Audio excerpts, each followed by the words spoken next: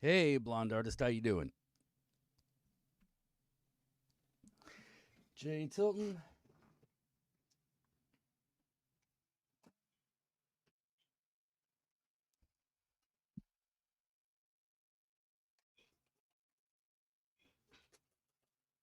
Hmm.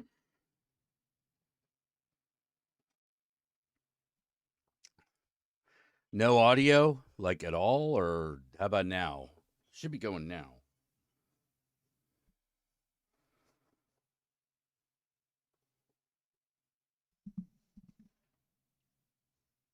Can hear now. Excellent, excellent. Whew, man, how's your week been going? Happy Hump Day, Hump Day, Dump Day.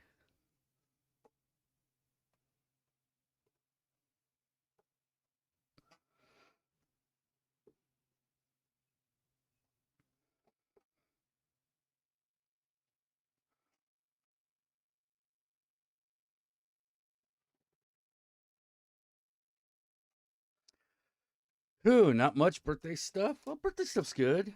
You know,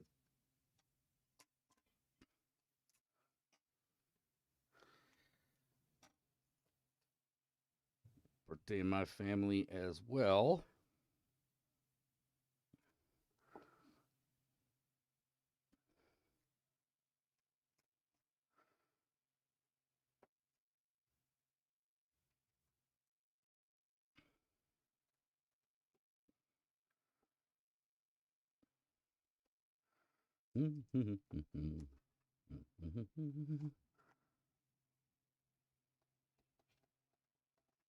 Ugh, ever notice that sometimes when you try, the more precise you try to do something, the more you fuck it up.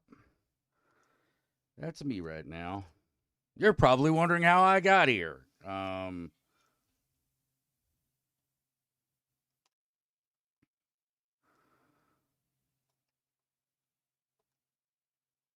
What fucking thing is that sound clip from anyway? Yep, that's me. Guess you wondered how I got here. And I'm like,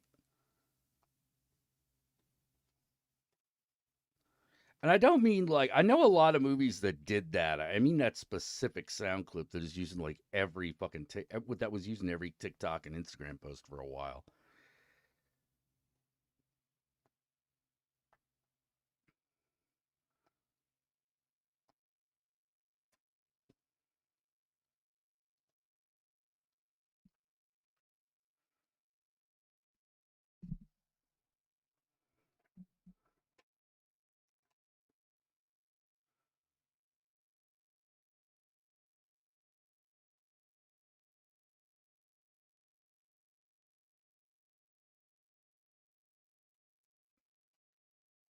Oh, see, now that was a terrible idea.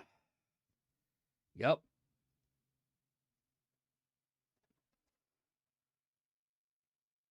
Well,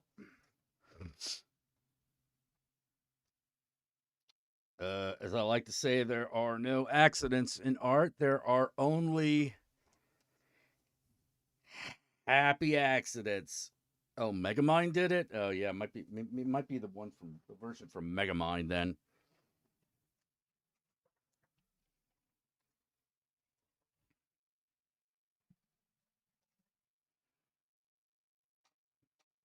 I got real tired of that cliche real fast. I was like, yeah, that's why we're watching the movie. Why don't you just fucking tell us?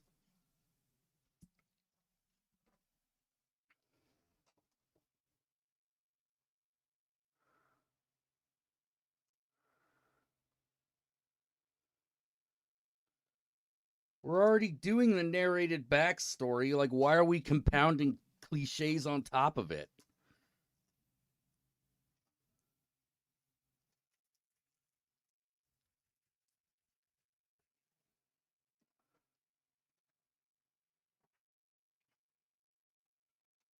I mean, I like Megamind, but it wasn't necessarily.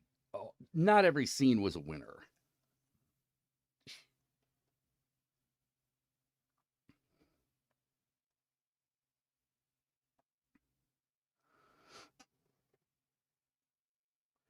lot of things in this world like that.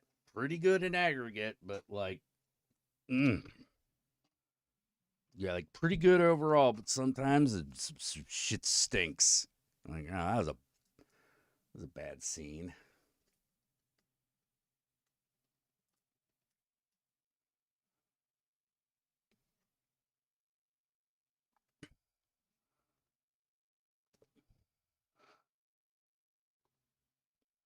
Then again, I also get like really fucking. I get really fucking judgy when it comes to art.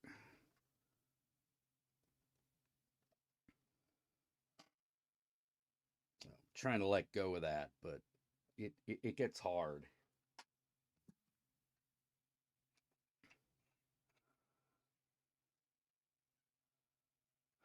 When you run into enough people who think that they're act like they're great, but in fact suck, yeah, it grates on you after a while. And then those people get professional industry jobs, and you're like, oh my fucking god, really? That guy?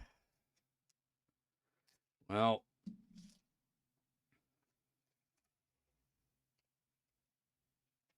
I guess if you don't care if you succeed.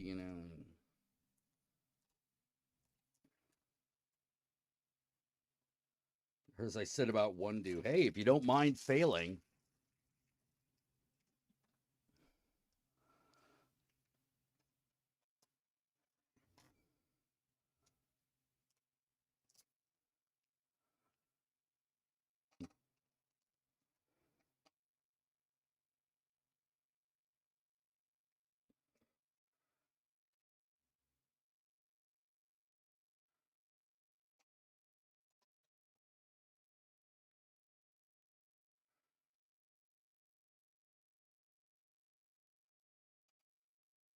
no, Jack, that's not a way to encourage people. I'm not a teacher. I don't have time for this bullshit.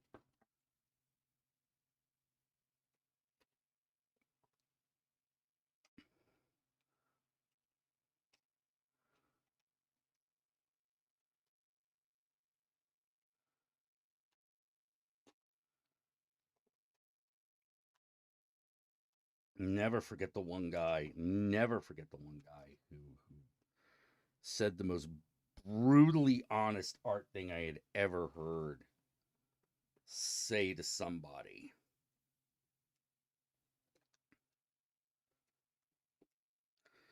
which was, "You're not at a level that I can teach."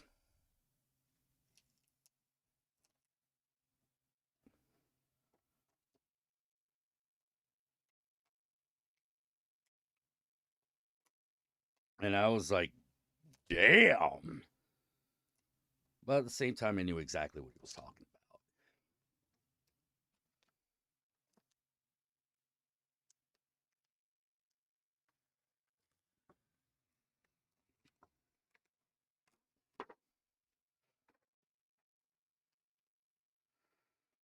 about. You know, and I realized something. I realized something about why people were complaining.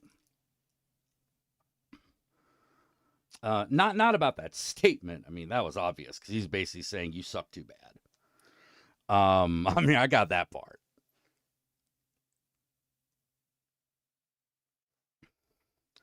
But his, but the real point was this. Or sorry, like I think the real problem is this. We treat education like it's a commodity.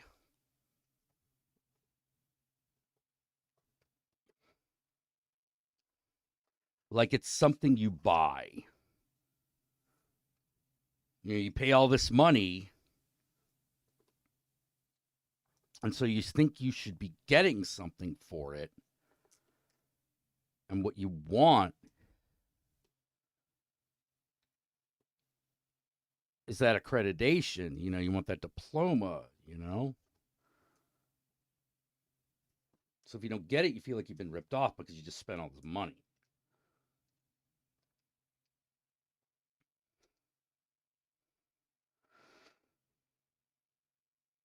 But in reality, an education is not about that. And I think that Americans are particularly bad. Oh, no, it's not an investment. It's not an investment.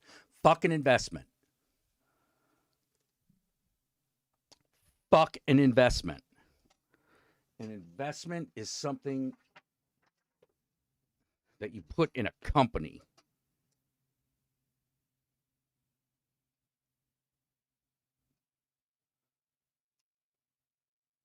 You don't.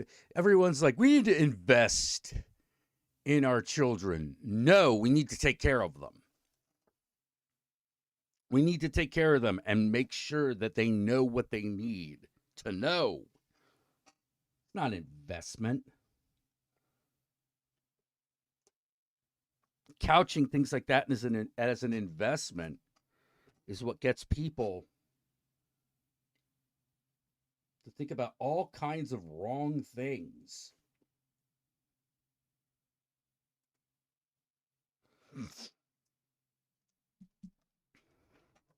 All kinds of wrong things.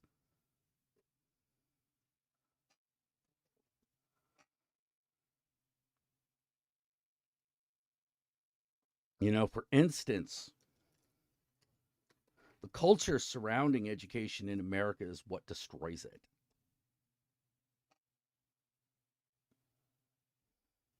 Our cultural understanding of education is fucking completely and utterly centered around earning money. You'll never earn money with that degree. Oh, how often do I use my degree? Oh, I haven't used this since blah, blah, blah, blah, blah, blah, blah, blah, blah, blah, blah, blah, blah. Yes, you have.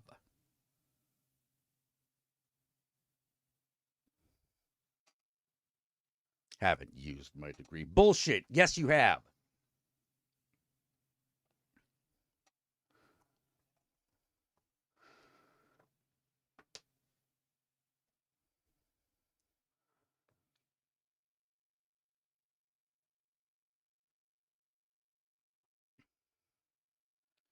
You absolutely have.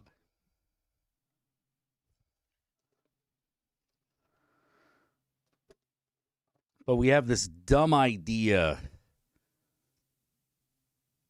that the merit badge that you get for having completed something is the same as the skill. And the problem is that the really good is that the good people, the ones who know how it works, will never fucking ask for it.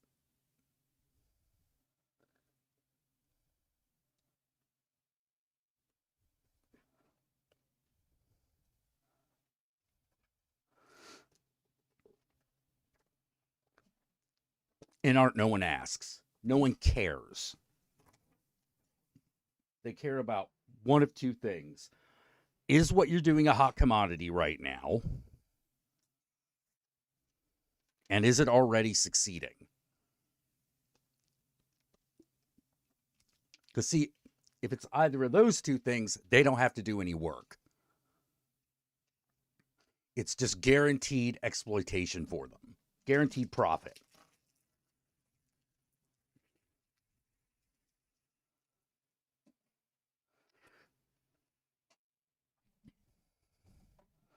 You know, oh, you need a gallery opening. Do you? At one of them fucking places? Are you sure? I mean, granted, it's not a good look to have your art opening in a hair salon, which does happen, by the way, a lot.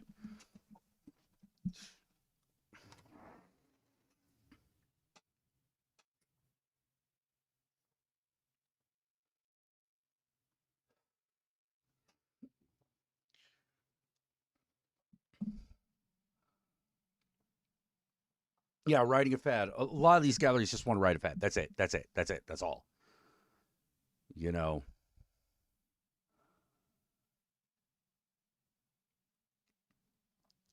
and a lot of people are like, well, how do you make a living in art? And I'm like, by hook and by crook.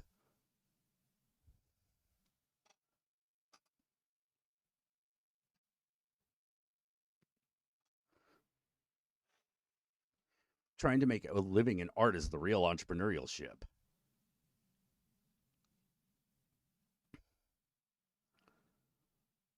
You have to go out there and get the money. It's not given to you at all.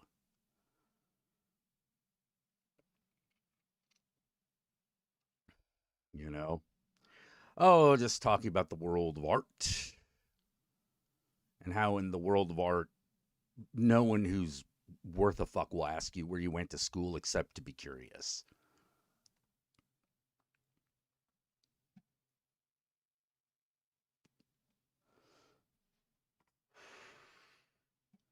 How to make a living in art. Joffrey Smut is a very, very, very, very, very, very viable path. If that's something you can do without caring about it, or without it bothering you, or don't mind that that's what you're drawing most of the time, very, very viable, very lucrative. Porn is always good. Why do you think there's so many Venuses of Willendorf? I'm like, nah, that was porn, baby. Well, no, there are rituals and blah, blah, blah. I'm like, yeah, there's rituals to masturbation. Haven't you noticed?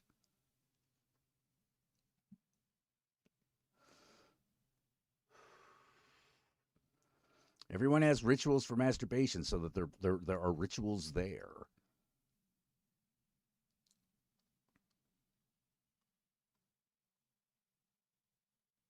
Art business barely has anything to do with art. I don't know about that.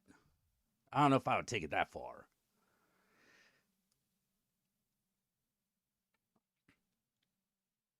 I would say that business has a lot to do. Art and business has a lot to do with art. But unfortunately, it's in the current environment, it is not given to you. It's not like a regular job. Hell, even those regular jobs aren't regular jobs no more.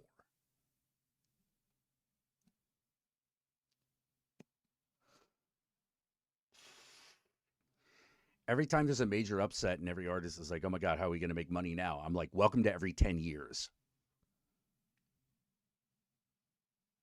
I'm serious. You're going to deal with this every decade. There's going to be a major upset once every 5 to 10 years, and your ass just has to adjust. You don't have a choice. Yeah, except that sarcasm don't work anymore. That joke ran thin.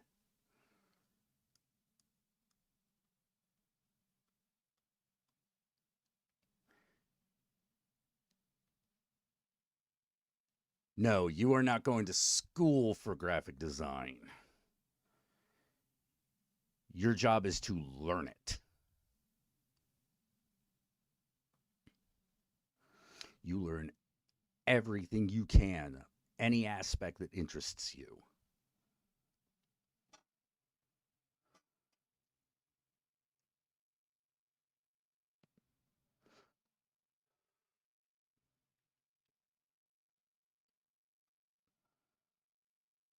One thing the law schools don't do right now, which I hate, is they don't allow multidisciplinary tracks. Biggest fucking problems that we don't do that anymore. It's terrible, especially in art. Do you know how much you can learn about production and how it works from a industrial design class? It's insane.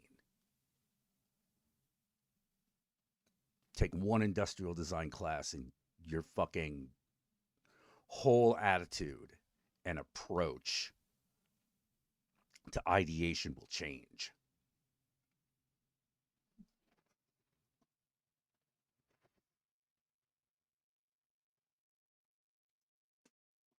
Because those motherfuckers could sketch like no one's business. Nobody's business. No one sketches better than the fucking industrial designer. Nobody.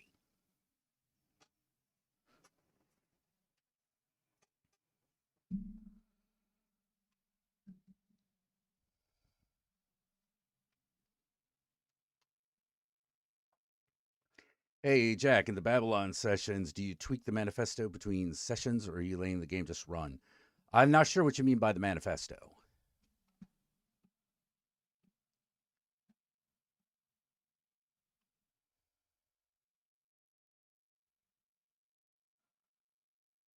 If you mean like the setting and the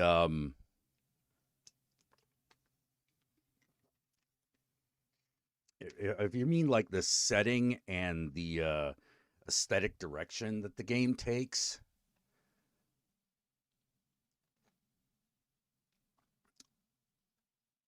I let it happen,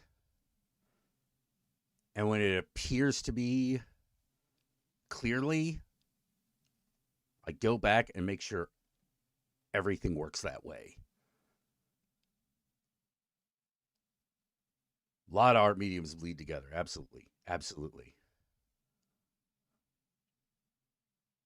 Yeah, there are tons of sculptors can't draw. You meant the rules and stuff? The rules change all the time.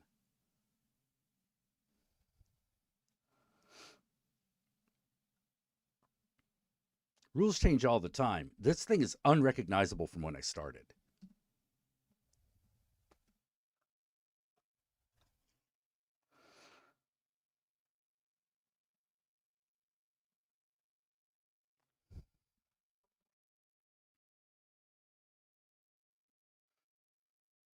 Yeah, industrial design does one thing. You start to see patterns. You're encouraged and expected to work so quickly. You begin to see patterns and shortcuts. Very, very important.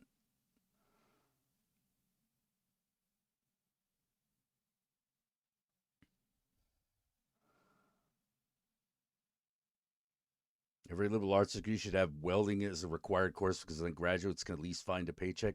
Bullshit. You should take something like welding because it is an art form. Because there is something to be learned there. There is an art to it. And who knows? There are tons of welding artists. Quite a lot of them. This is what I mean by education is not a commodity. And we do this to find a paycheck. Bullshit. No plan B. If you want to be an artist, no plan B.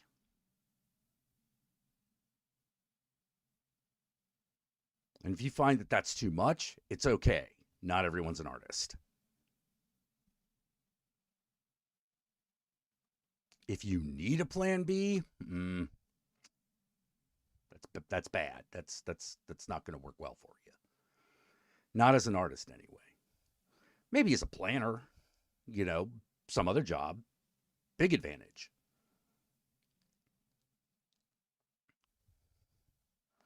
Like making logos, keep doing it.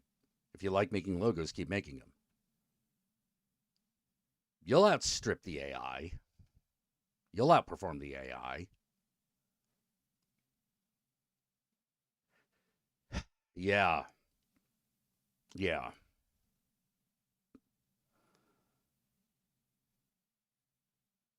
One of the biggest things that I wish that I hadn't been when I was young was so afraid.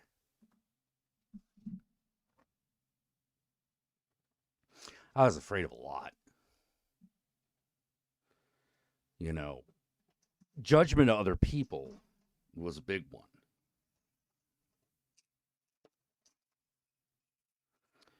And that's a trap you always wish you got out of earlier.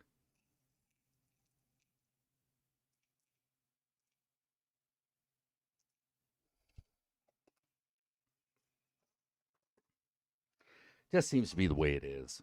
If you got out of it when you were a teenager, you wish you did it when you were 7. You did it when you were 7, you wish you did it when you were 6.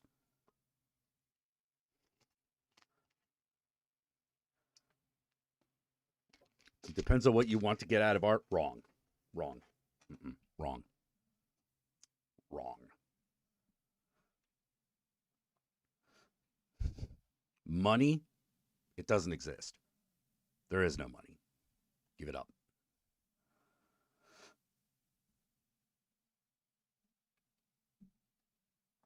It must be a madness.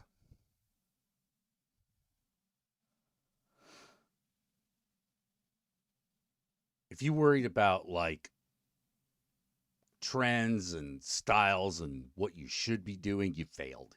You already failed. You already stumbled. Get back up, start again.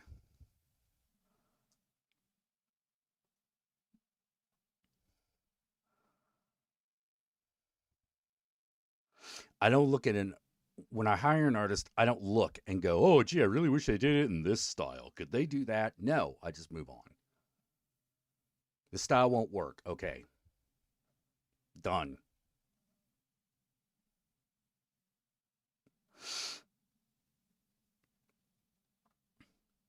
So I don't know what any sort of consideration on that could possibly have.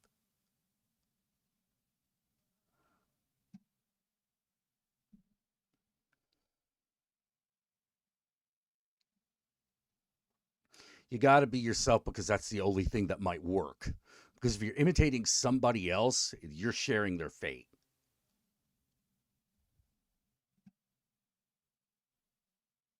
If you imitate somebody else, you're a knockoff. Who gives a shit about a knockoff? Not great places, that's who. Don't gimp yourself like that.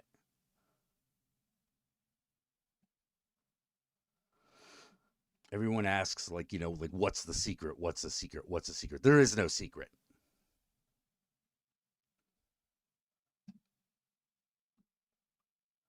You walk the path, and it is a path that changes as you walk it. You don't even know where you're going. You can't see that far.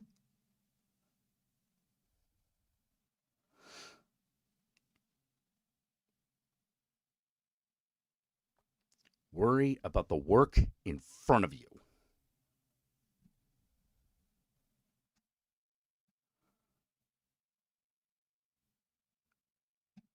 And you work until it either becomes complete or you stop and work on something else.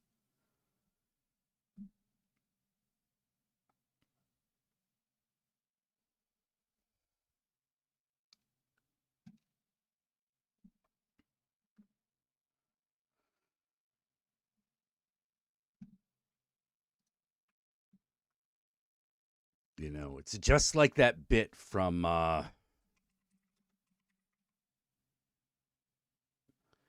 Akira Kurosawa's Dreams.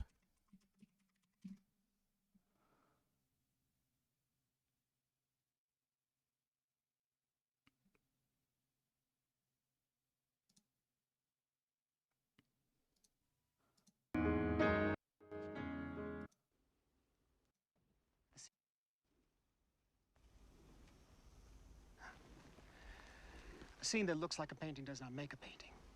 If you take the time and look closely, all of nature has its own beauty. And when that natural beauty is there, I just lose myself in it. And then, as if it's in a dream, the scene just paints itself for me. Yes, I consume this natural setting. I devour it completely and whole. And then when I'm through, Painting appears before me complete. the picture appears before me complete. How does the artist do what they do? We don't know. It's an accumulation of everything.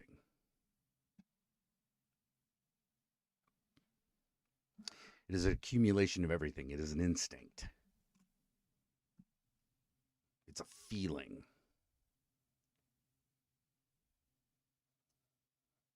Art students are blinded by the admiration for a style and question who should they imitate? Don't be yourself.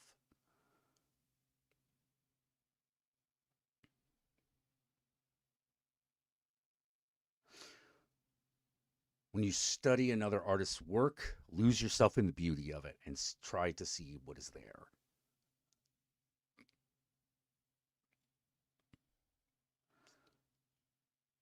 You observe other artists and their work not to imitate them, but to learn what they see.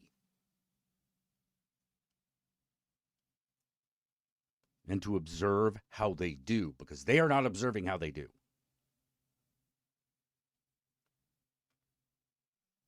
They don't have time for that.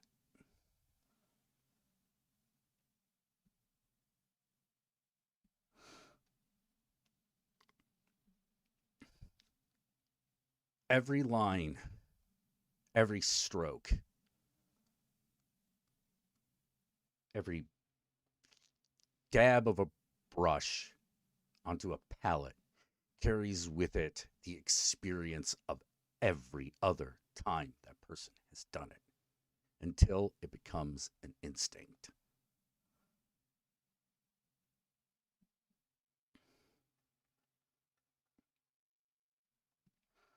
You can only watch it, and if you're lucky enough, they have observed themselves and can explain it to you a little bit, just enough, so that you might be able to do something similar for your own work.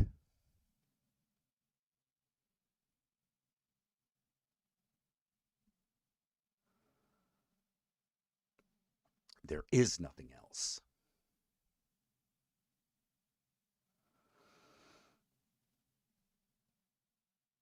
If you look out, you find a great teacher who can help you propel yourself to the next level.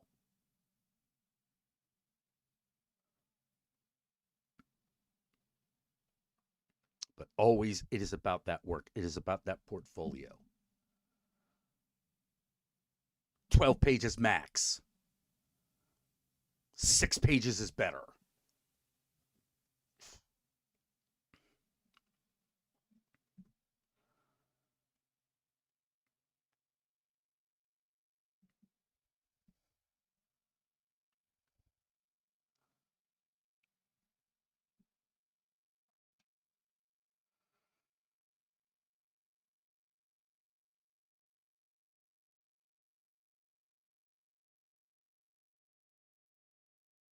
And something that is also true in hacking. When everyone else goes crude, you go high tech. When everyone else goes high tech, you go crude. And crude in art means the physical.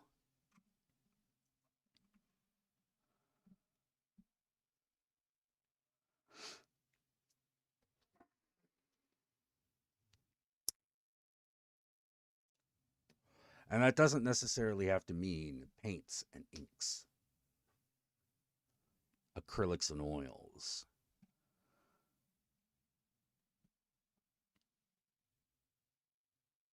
But if you go to a job interview these days, or you go to a show, don't hand them a tablet or a fucking phone. You hand them a business card and a sample, a physical sample.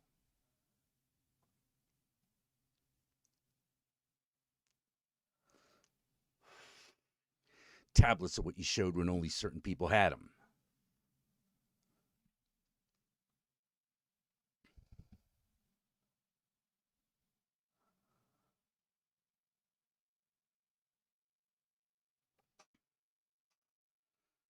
Best way around a high tech problem is a low tech solution, and vice versa.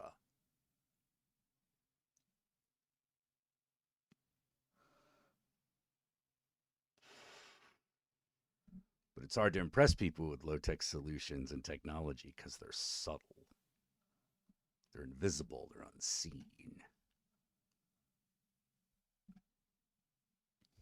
That's why they're so hard to deal with.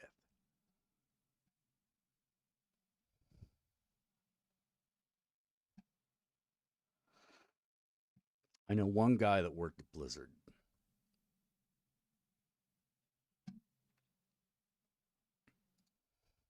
He got in with a series of pencil drawings.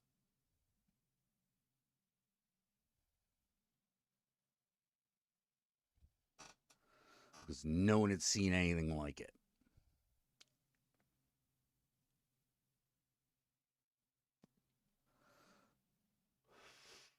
Still works there, I believe.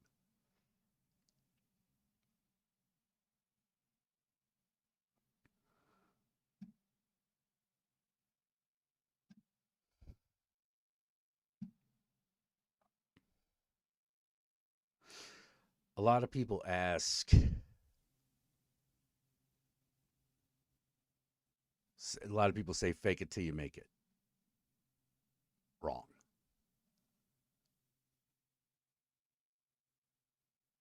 Refine who you are, refine what your art is. Those two things go together.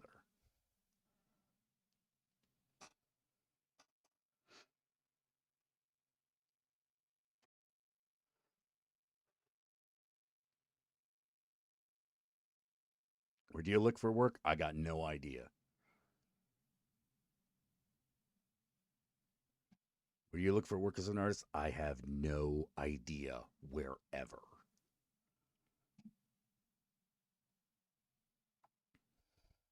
What can you do?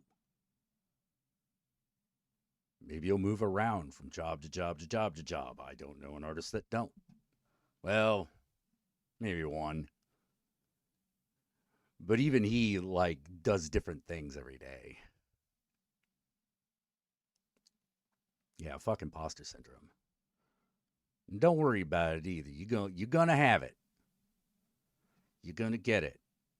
Because the only way out of imposter syndrome is through it. It's the only way. That moment you realize, oh wait, I actually can do certain things better than it. This is easy for me. It's hard for other people. Art's like that. Very much so. They say anyone can learn to draw, and that is true. But not everyone can be an artist.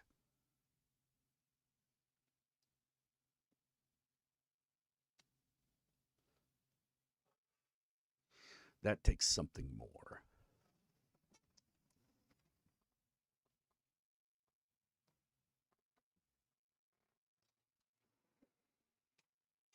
Want people to praise you for your art? Forget it.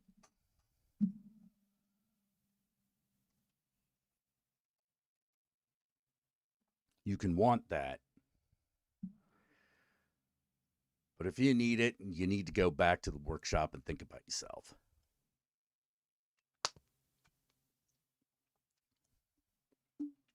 It is a frustrating road.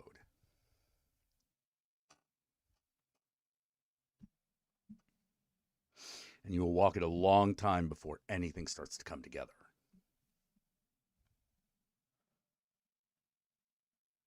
At least it will feel that way.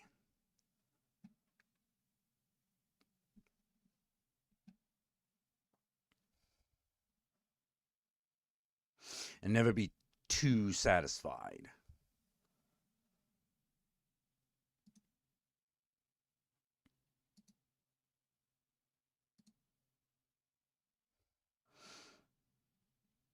Yeah, yeah, you're looking for other people's validation at that point, and they will never give it to you. That's the real shit. They won't give it to you. Even if you deserve it, they won't give it to you. Very few people will give it to you.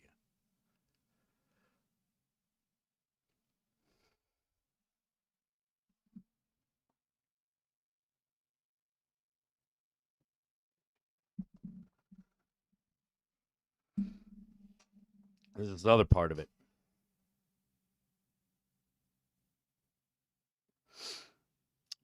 They sometimes it's sometimes framed as having something to say.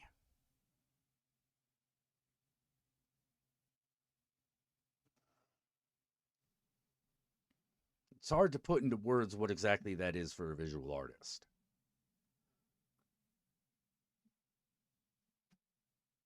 Very difficult. But it's still there. It's still there.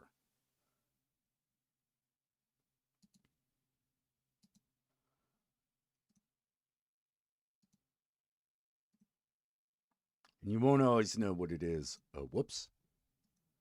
Ah, god damn it. Hang on. There's that shit. Ah, there we go. We're back. Well, you're sad now.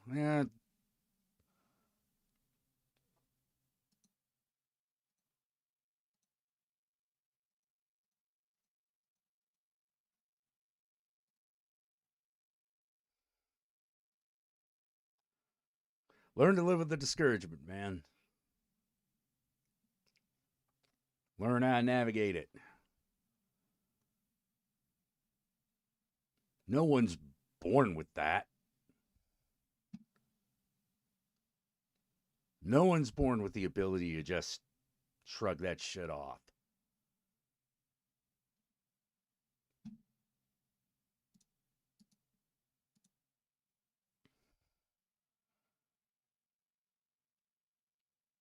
Yep. Well, I feel very deeply about art. I feel very deeply about art. Very deeply. You know, I may not be an illustrator any longer, but I still love it.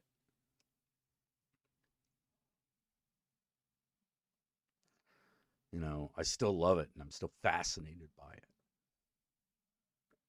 I don't feel like any of my time trying to be an illustrator was wasted. It's just that at the end of the day, that wasn't getting me where I wanted to be.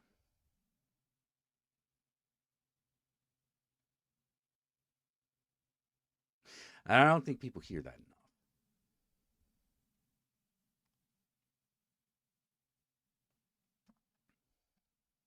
Everyone thinks that being a artist or a musician or a writer or something like that is some magical vocation where everything just falls into place and everything just works somehow. No, no, no. That is not how it is.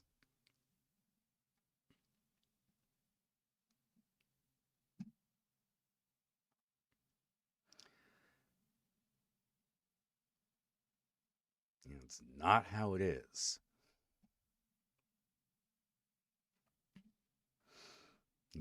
Oh, do what you love and you'll never work a day in your life. Wrong. Do what you love and you will not regret the work that you do at the end of your life.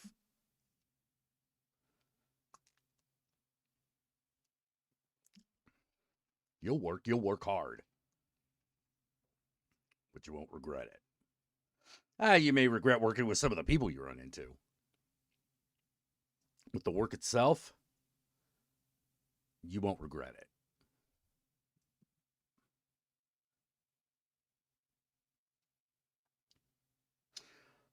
But only if you truly absorb yourself in the sublimity and the beauty of it.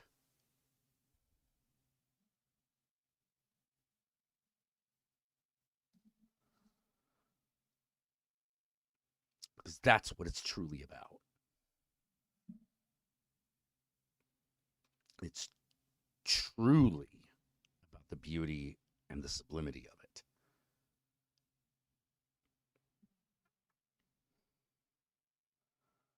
One of the reasons people are so fucking I think one of the reasons so many people are so miserable is it's really hard to feel that way about a spreadsheet.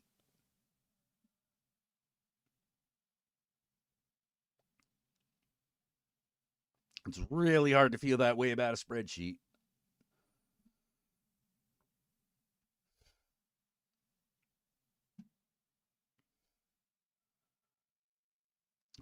One of the big problems is office work.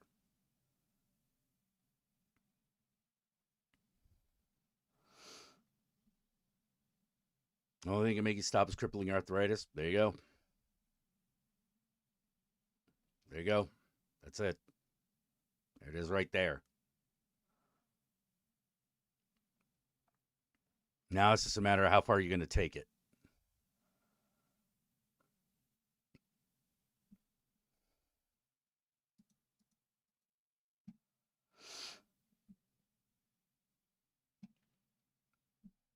Oh, hey, Dutch, if you feel that way about spreadsheets, maybe that's your thing.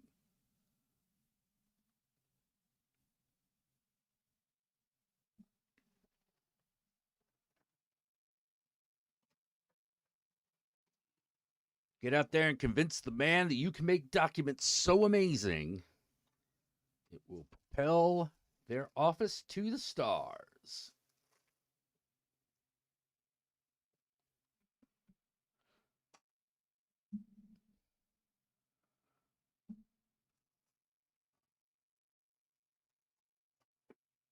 Hey, John. Just like being a streamer, you can show up every night, work your ass off, stuff, nothing to show for. Absolutely. Or as I like to say, you gotta do it makes your dick hard.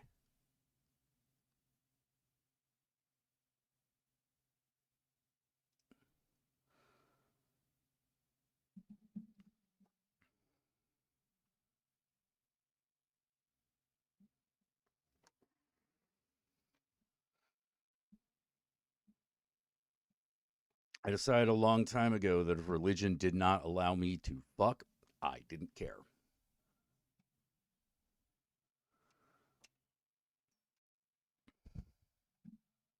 Did not care.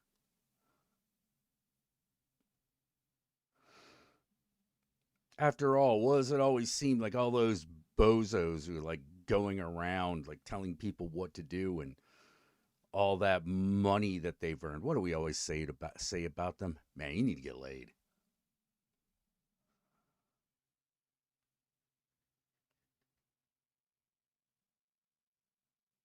Hey, man, if you make $1 million off feet pics, more power to you.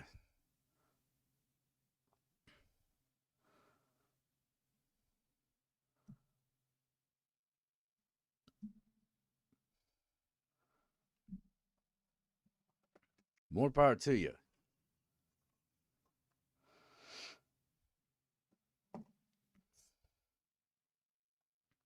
There's a power to that.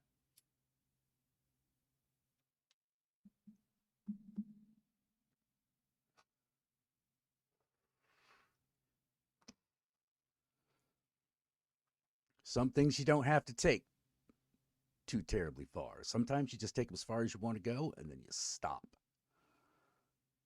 And there's some things you take them as far as you think you could take them and then you keep going. A lot of arts like that.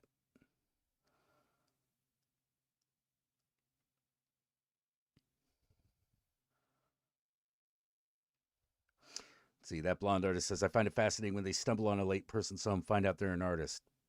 Yeah, I know, right?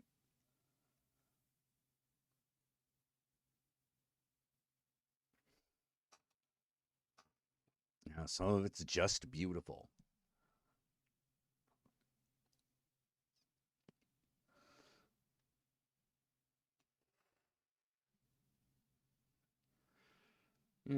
Guy who wrote the girl with the dragon tattoo didn't even like get that. That wasn't even published until after he was dead.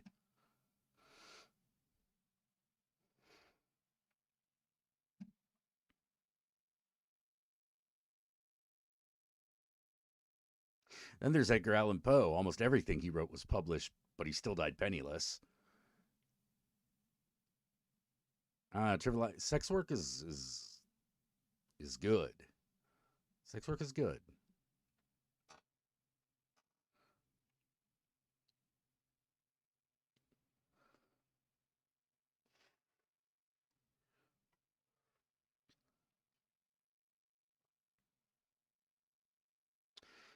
Yeah. Yes, Yvonne. Yeah.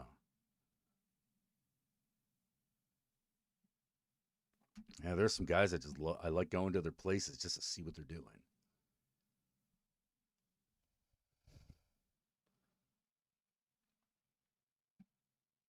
I want to know how they live. I want to know what their house looks like. I want to see their workshop. I want to see what they do.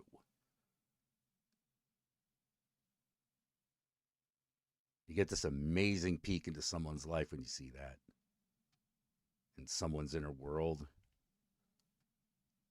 It's wonderful.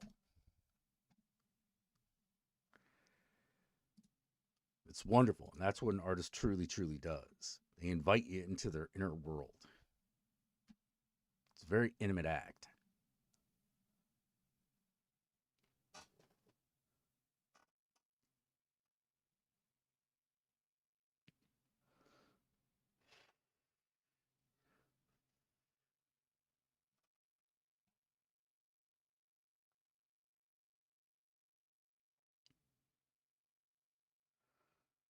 You know, sometimes the world ain't ready for it.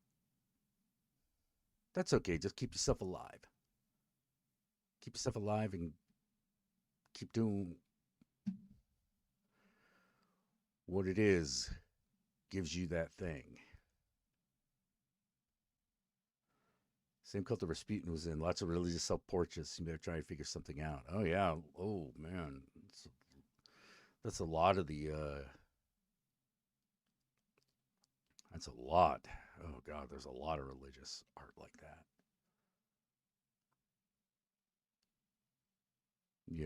I also find it funny sometimes when an artist would do a picture of a saint and it'd be all fucked up. Caravaggio did that a lot. Like he did a lot of pictures of saints where you're just sort of like, what? Why did you do this? And the answer is, I wanted to paint a horse.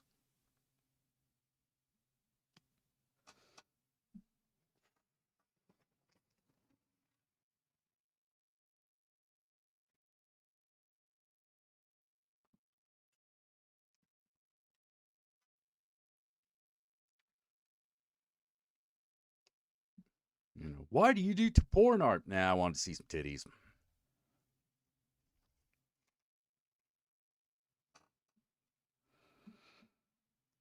Doesn't have to be greater than that sometimes, man. It's got to be you.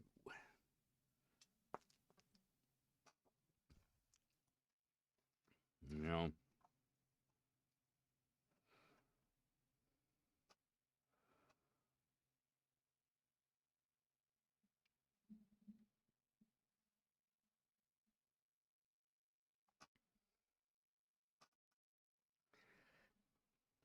you can't just half-ass art. No, no, no. You have to go. Look, the world is going to limit you.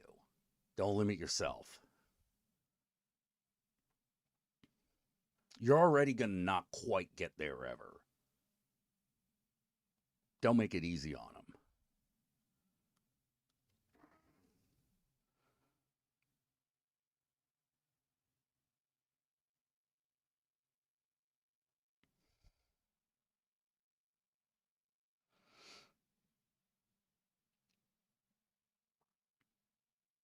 You can.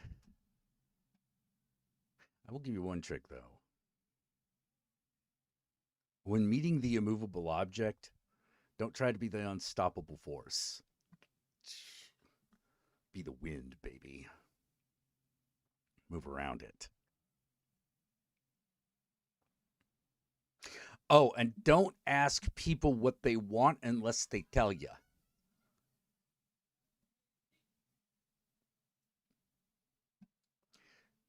Just give them answers. Hey, do you prefer this or do you prefer that? Wrong. You do what you prefer. Do that, get done on time, they'll call you a genius.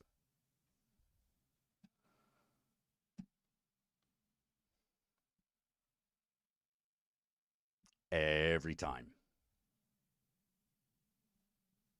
Every time.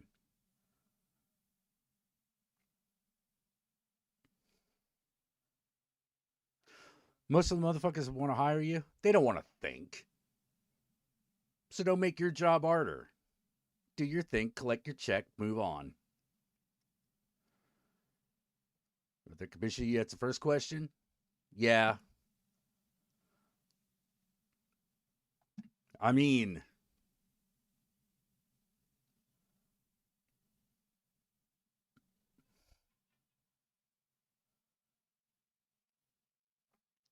that's a matter of know. Sometimes it's a matter of knowing what questions to really ask. And what questions to not. There's that video of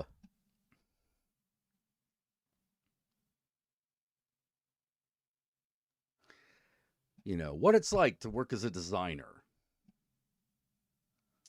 And they give him an impossible task. He's like, you can't do that. You can't draw red lines with blue ink.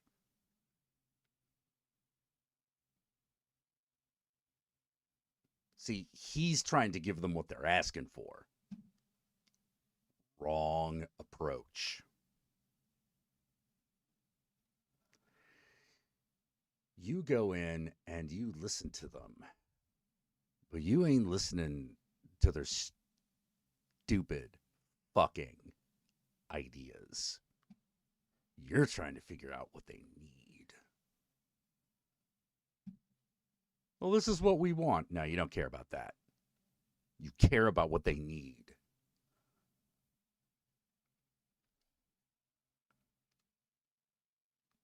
You know how to handle that?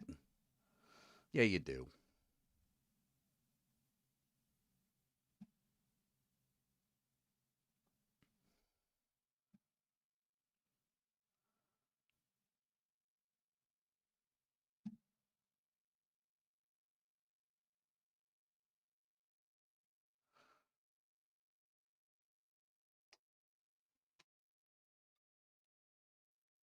No, no, no, no, no. Yeah, you do. They come up to you and they just want something from you. Cool.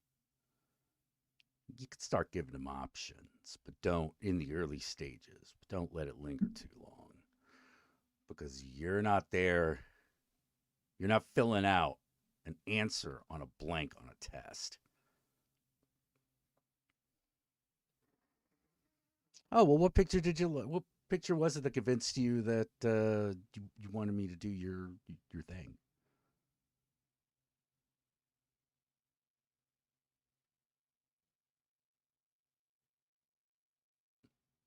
It's this one. Are you like rats? It's more the feeling I got from it. Aha. Now you got something to work with. Now you got something to work with.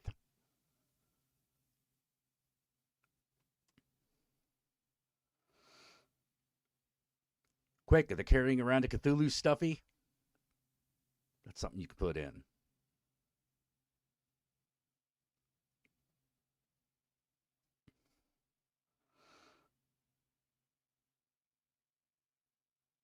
Are they wearing a Marilyn Manson shirt? Something to put in. Something to think about. The audience doesn't know what it wants. That's not your job. Your job is to give them what they need.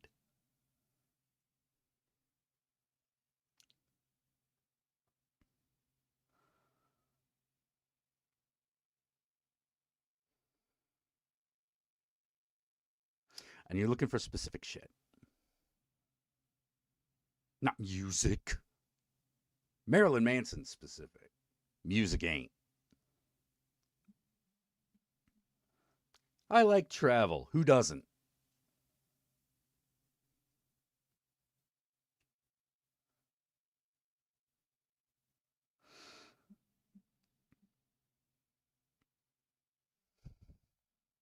Get to know who they think they are. Cater to that.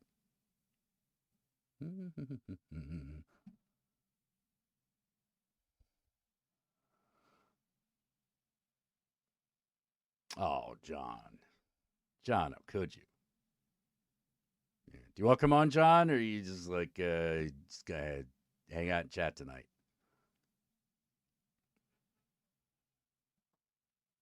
Yeah, if they're stoked at getting something from you, figure out what they like.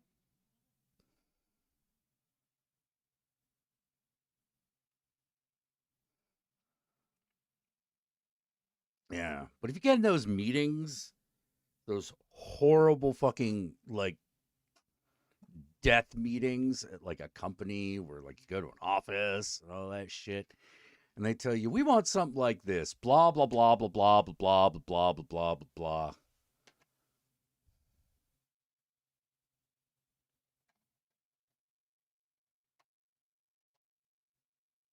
Ask some questions like, well, what does your company do? What does it pride itself on? Why do you do? Why do you feel you do it?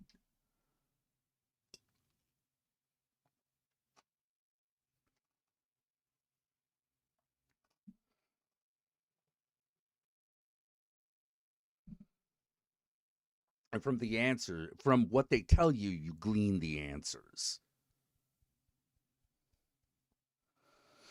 Noise but no substance. There's always substance in that noise. Your job is to find it. We want a logo. We kind of want it to look like this. We kind of want it to be like that other logo. You already know that's the wrong answer. You already know that ain't going nowhere. Oh, but I need this check. Bullshit. Bullshit. You give them what they need. Give them what they need. Collect your check. We don't really like this. Why do you think artists have so many, like, well, you got X many revisions under this amount of time?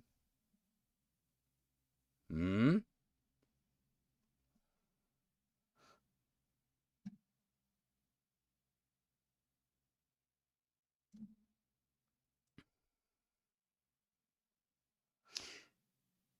Yeah, even, oh, you just hang out in chat? Okay. Even traffic has beats per minute. Yep. Yep.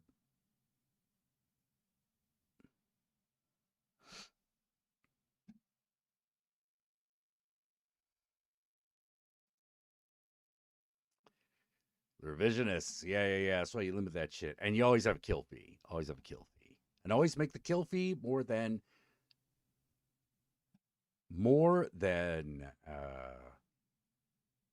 half the total fee of the damn thing. Because that is the wasted my time tax.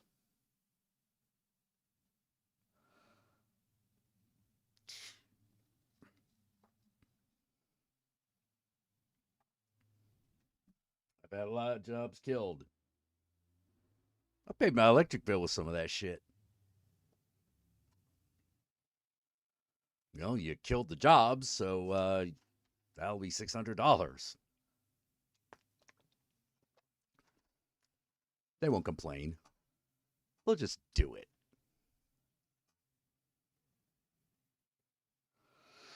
If they have the money to make the problem go away, they'll throw it at you.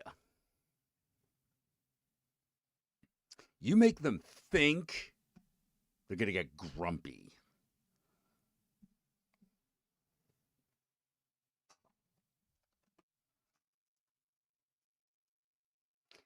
They may have other things that they need to deal with. Or they might be fucking stupid. You're asking the impossible.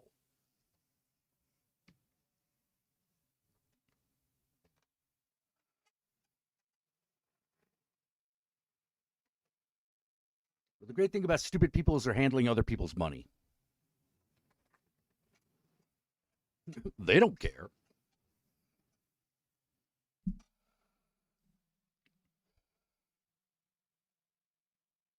How'd they get the money for this? Wasn't their money. It's somebody else's money.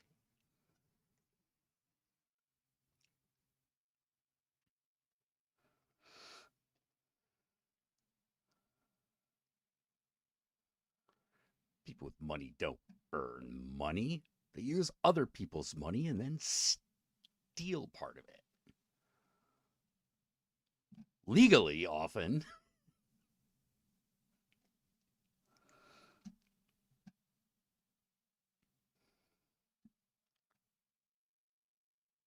So they tried to make a get to know you RP session in my game today, triggered their anxiety, then almost had TPK.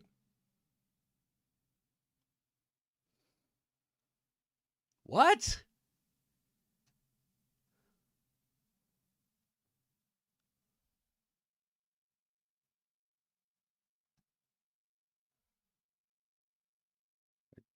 That those games I did on Weave the Tail, like I didn't know half the players there. It went great. What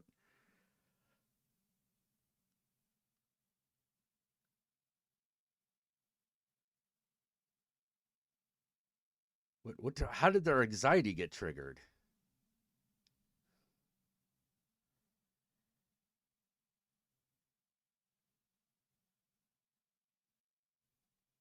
Man, needs some.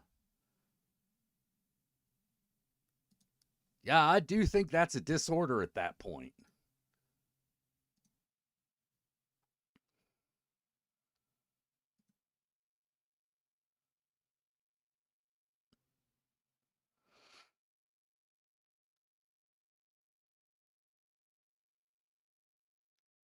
Good boy, howdy. Baby Gamer didn't have their backstory set. They got really nervous and then just left. Huh.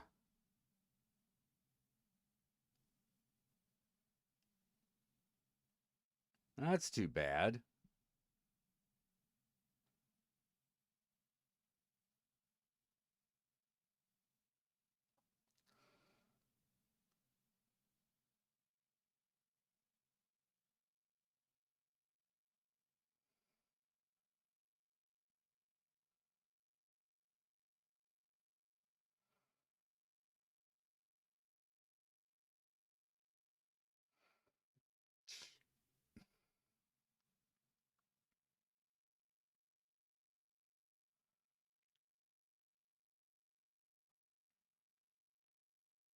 Huh.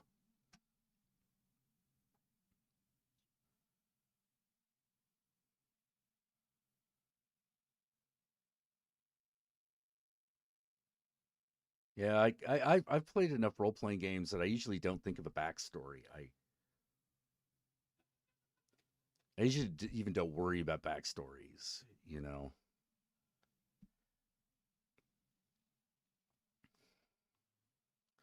because one of two things happens: you either get a nice little condensed backstory that gives you all the information you need, or you get like this 52-page dissertation that you're never going to look at.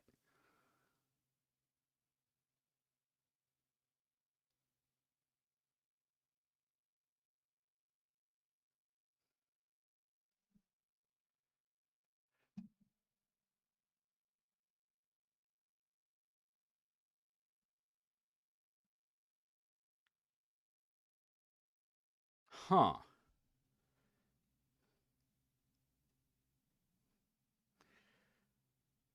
Yeah, I usually just come up with like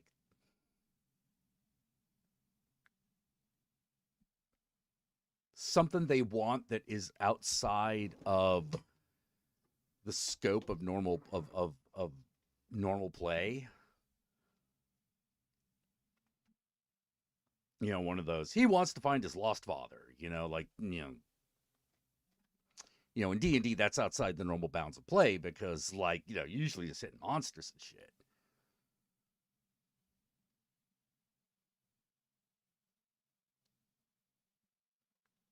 Yeah, I mean, his fuck ass a first level barbarian, be just big and strong.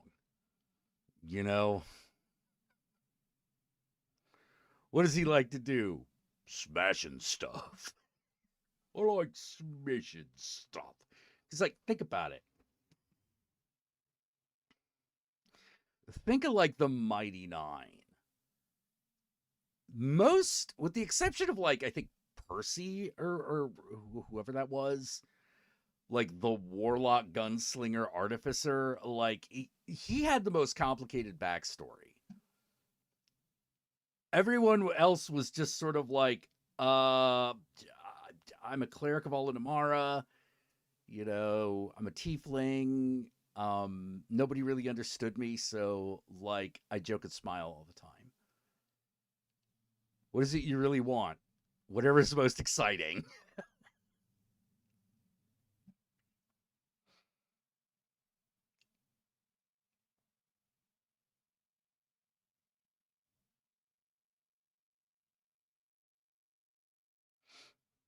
Scanlan Shorthall was great. It's like, does he have a backstory? Yeah, eventually, but what is he really? He is a halfling that it's like I think he was a halfling, right? Or was he a gnome? Anyway, he was a short folk. He's a short little dude with a lot of sexual charisma and the ability to play the lute and cast spells. That's all there needed to be.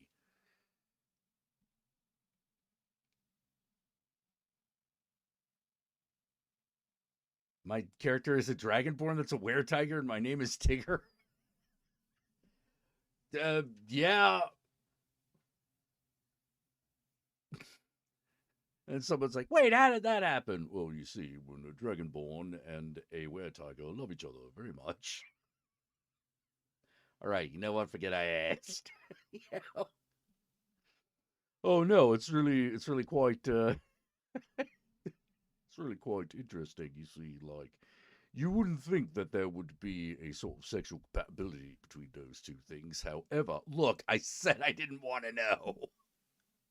Are you sure understanding is the first? Yeah.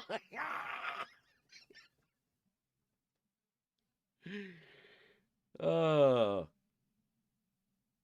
Scallon was a gnome. Okay.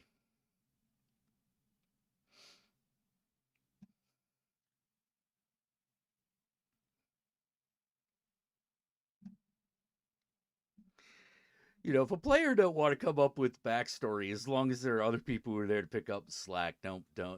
It's not worth. It's not worth pushing it. You know.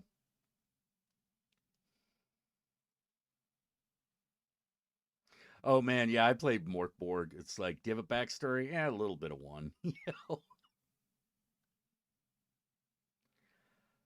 I'm a blue dragon. I breathe lightning. Like, there you go.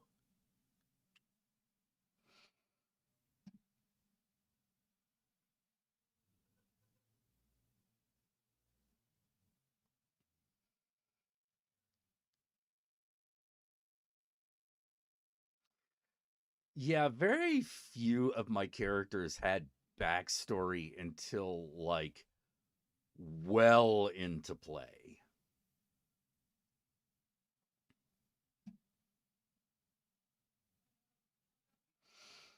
One of the characters I played the longest was I was like, all right, he's an elf, he's a hacker, he's an anarchist. You know, he has a green mohawk and a data jack for a cyber eye. Like that's his thing.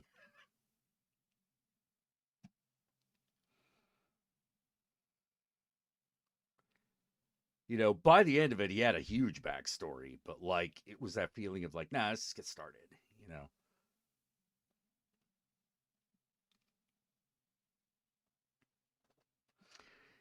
You know, if I just work on who this guy is now, I could figure out who he was.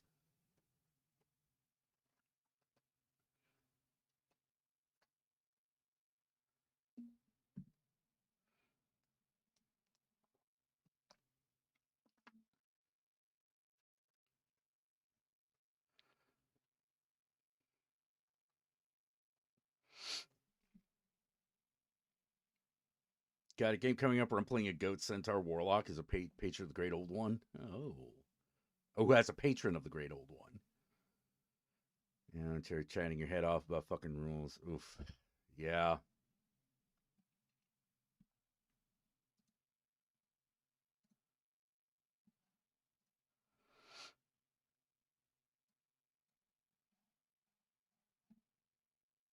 Yeah. Part of it is why, like, well, I like to design games that basically where part of character creation is describing the character. Um, and I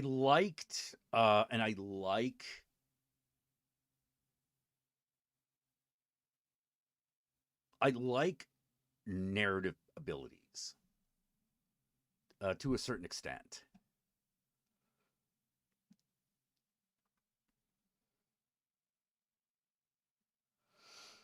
Let's see, Danny DeVille. That was Sleazy P. Martini, played by Danny DeVito.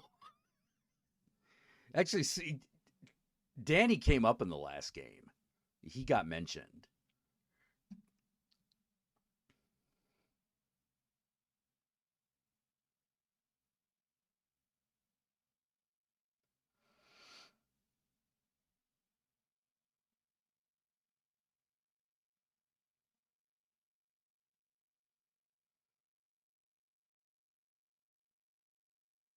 Yeah, to me, like it's more important.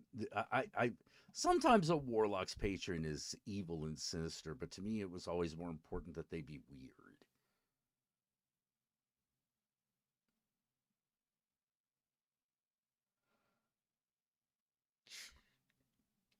and that they communicate with them in strange ways.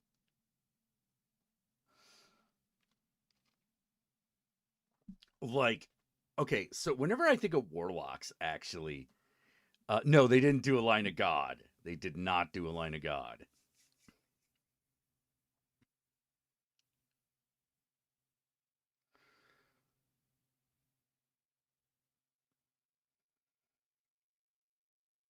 They had a much more contained, slightly tamer story about a singular monster.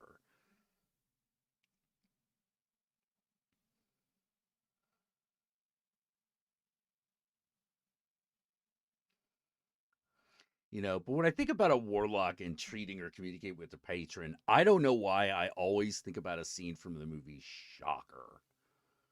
When he's like, "Give me the power, give me," like these lips just come out of television screen and goes, "You got it, baby."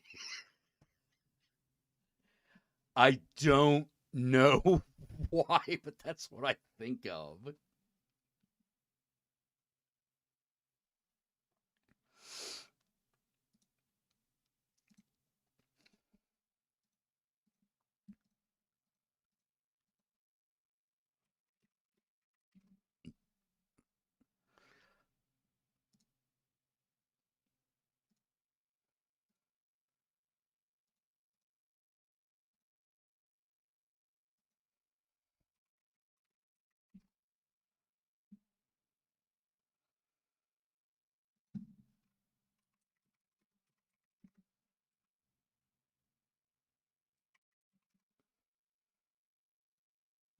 All right.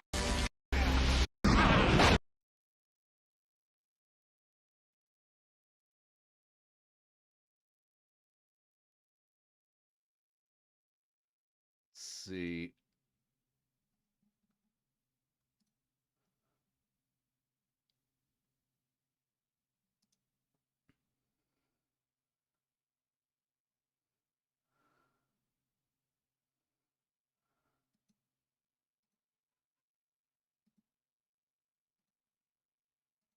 Yeah, yeah, yeah. Here we go. Here we go. Here we go. I know we're on YouTube, but I think this is worth it. You want to keep the stream going despite doing shit like this? Hey, feel free to donate in the super chat. You got it, baby. I don't know why. That's what I think of.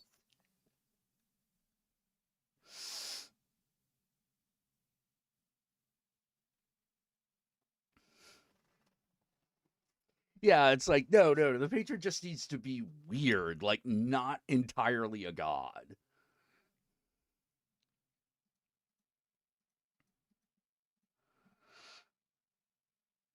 Not entirely a god as D&D defines it.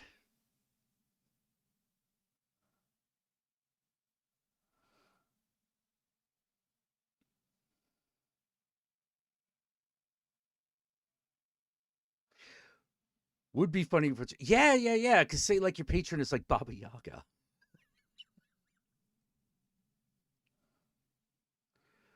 Have you had enough to eat, dearie? They fought a monster called the Beauty Fly, which was basically insect spirit crossed with species.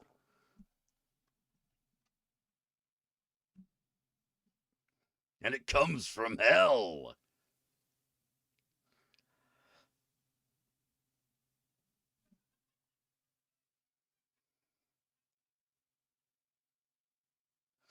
Welcome to prime time, bitch. Yeah, well, the only real problem I have about the warlock is it's really front loaded. Like by the time you get into like the mid levels of warlock, not a lot of fucking stuff happens as far as like what your character can do. Oh, I get another spell slot. Now I have 3.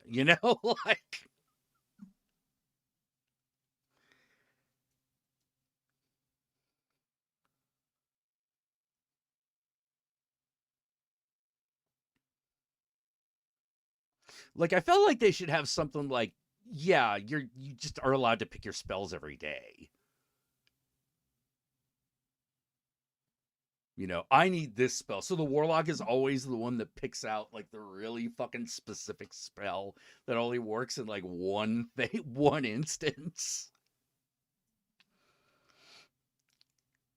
But they're the only one who can do it because they're the only one who can just access that at any given moment.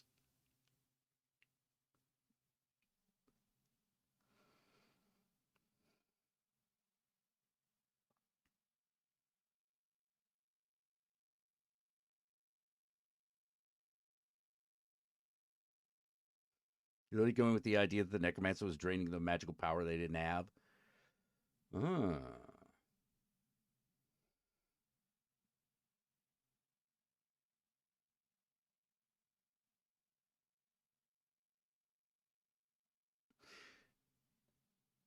Hmm. Yeah. No, I think that is how the warlock probably should work. Like, rather than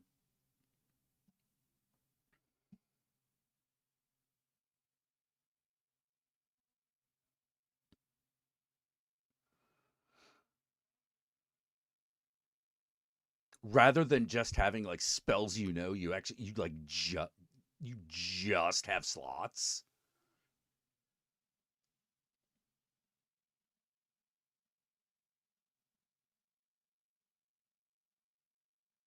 Or like you have like a number of points that you can just like, I spent two pig. Okay, so today I'll have burning hands today. But you don't have to make that fucking choice until it happens.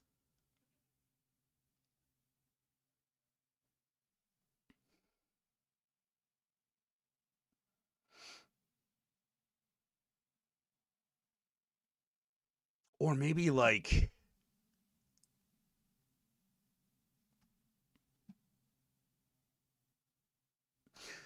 no, what if you have like spells that but every so often you can entreat the patron to give you a spell you don't normally have. Like you get to like cast apocalypse or something. Or like I don't actually have Everett's black tentacles, but I can entreat my dude and say like, "Give me the power," and they come down like electronic lips and go, "You got it, baby." And now all of a sudden you have a spell you don't normally have.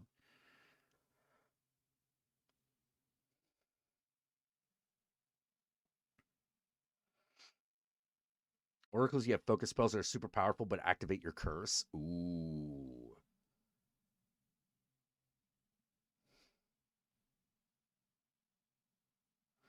See a Pathfinder book where Fletcher's Hank's Golden Age comic characters Stardust, the Super Wizard, and Phantom and Mystery Woman of the Jungle were made into gods. Nice.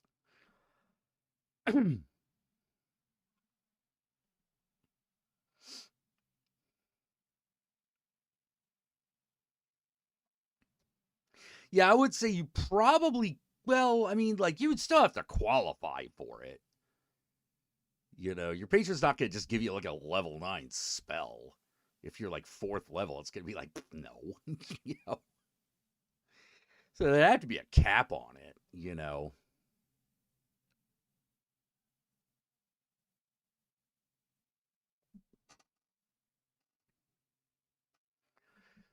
Just one of those things where it's like, you got a reasonable amount of spell slots and you got like a very small number of known spells, but it's made up for by the fact that the spells you have that are less than what the other guys, you could just literally fill with anything. Like on a daily basis. So no one quite knows what the fucking warlock's going to pull out their ass. Make sure some of those really weird spells get help those really weird spells get used, I'll tell you.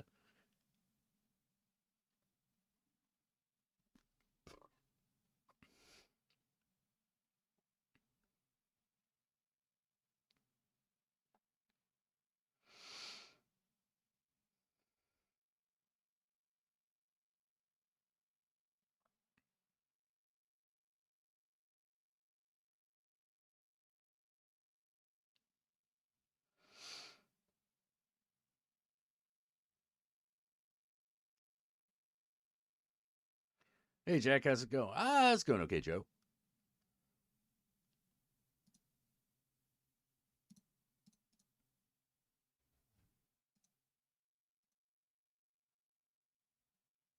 Brank, brank. Trying to grow the channel, trying to do all sorts of things. Help! I have no idea what I'm doing. You know, stuff like that. Stuff like that.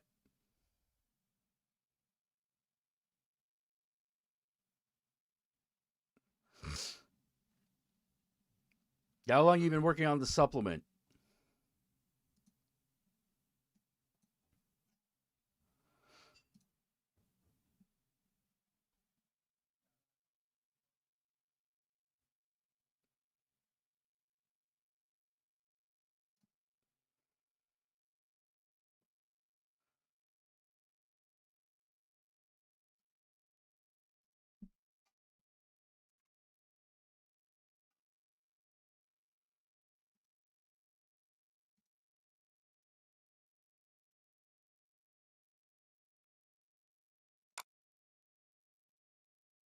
$3 weeks now. Oh, that's nothing.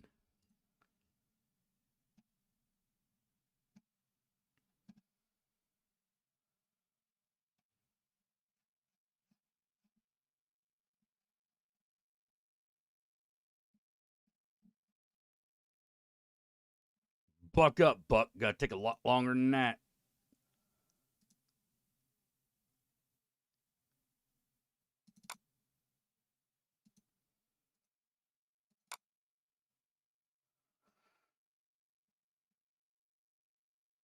Hmm.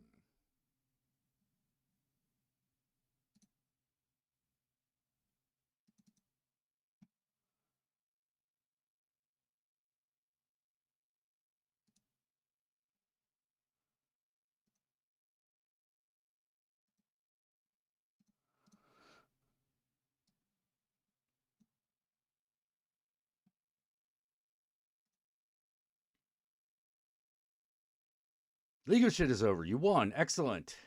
Good for you.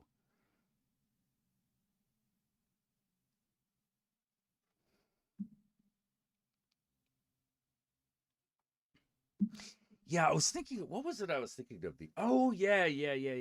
It was every once in a while, like I think about a game I used to love, like, for instance, La Magie, and try to figure out how I would do it. Haven't spent a lot of time on that exercise because, like, I got other things to do, but I do think about it. And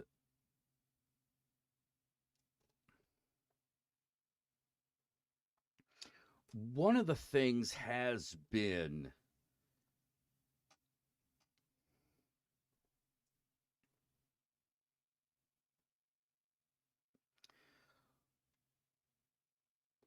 one of the ideas is that the first two, possibly three, levels in any arcana or sphere would actually give you actually gives you cantrips. Maybe we'll call them something else, but basically you can just do them.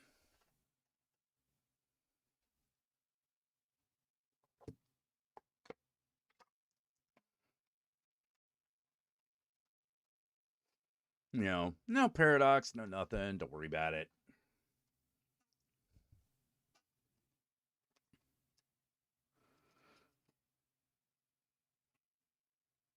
But when you get to like the 4 and the 5,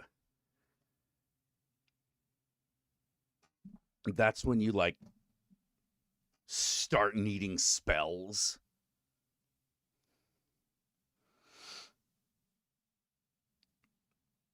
Like, oh, I know it's a rule in revised. The problem I have with revised is still a fucking mess.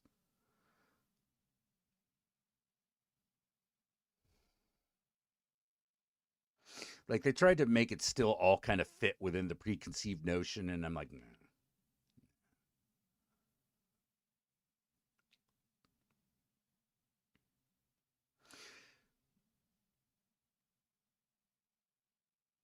Like to me, it was like anything that is like one or two is always perceived as just extreme luck. No paradox. Don't have to worry about it.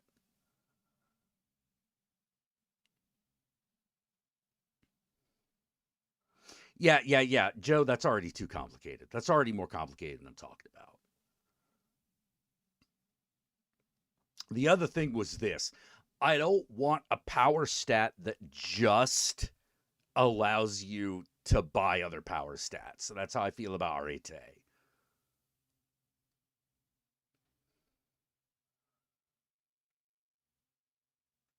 You know, I'm like, look, do I have an Arcana or not?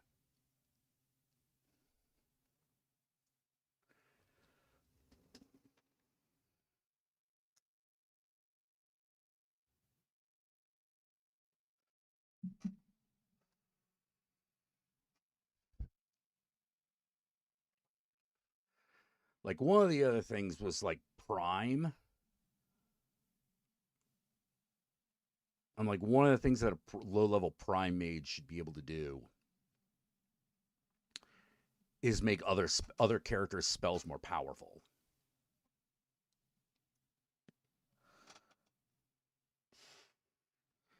You know, like they could just like increase someone else's spellcasting roll.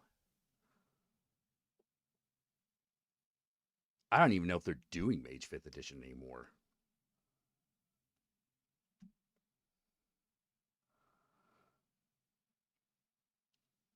You know, as far as I know, all the White Wolf revisions have been halted.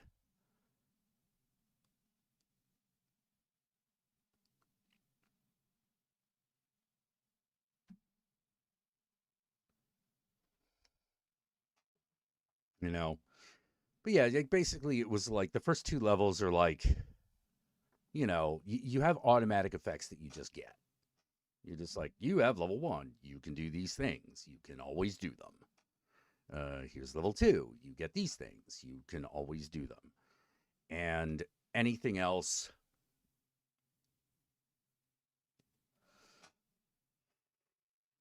is a spell, is a rote.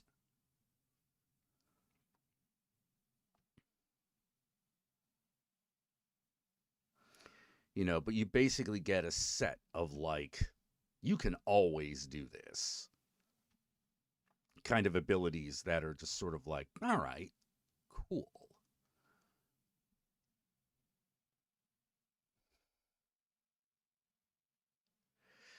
You know, probably one of the higher level like prime ones would be like you can always just have a rote for a single purpose. That one you probably have to spend a point on.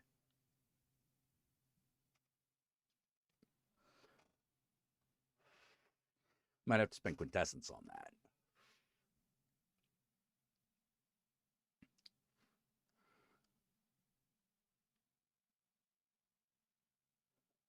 You know, like one of those, like the primate should be the one that you're like, oh, we don't know what he's going to do. He's going to pull something out of his ass.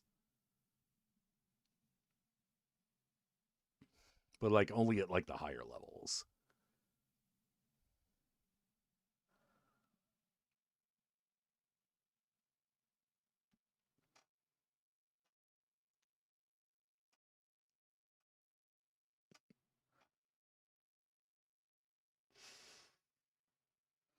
And like probably any single sphere spell, one that only requires a single sphere,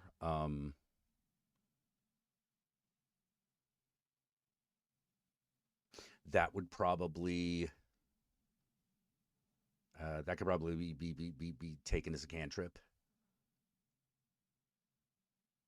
or I might call them rotes. Nick, have spells and rotes. Like basically rotes is just shit you get.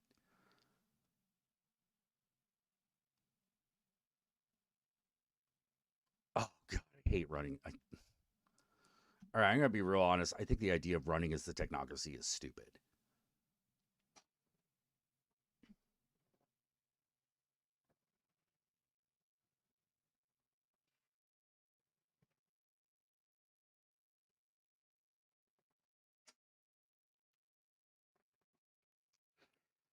It's like, yeah, we want to be in a magical corporation that works like the FBI. Ooh, stop me! I'm having too much fun. You know, just no interest. But what I was going to do with the technocracy is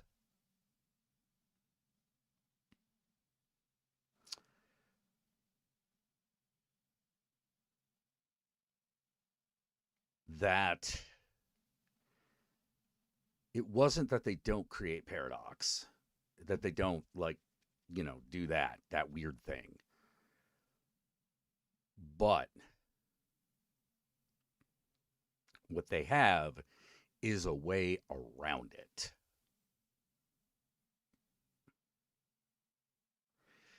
They have a way around it.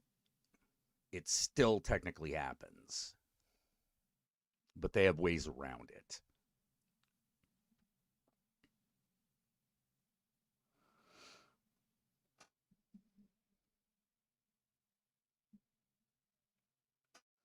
Let's see. The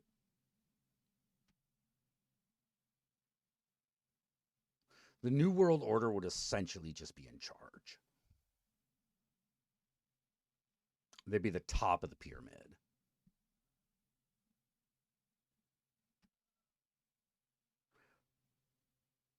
Right below them would be Iteration X, the Progenitors, and the Syndicate.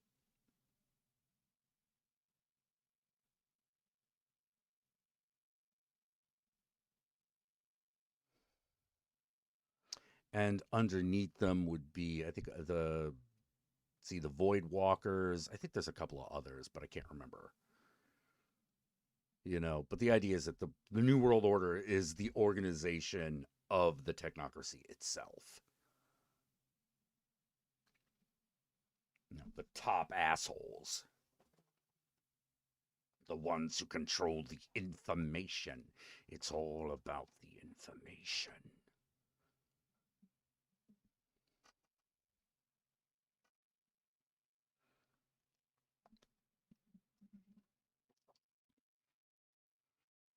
Yeah, the syndicate would be like reality, would be like the management structure.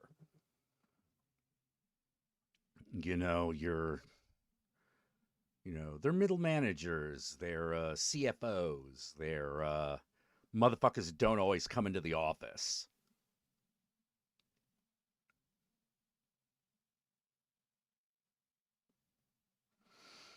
You know what? I'd probably get rid of the Void Engineers entirely.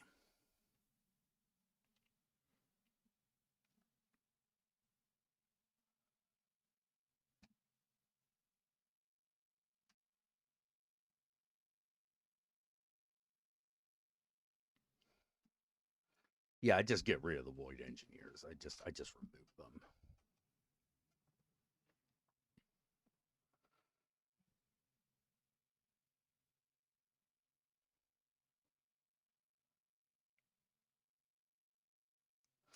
Let's see. For the traditions, I'd keep the Order of Hermes. I would probably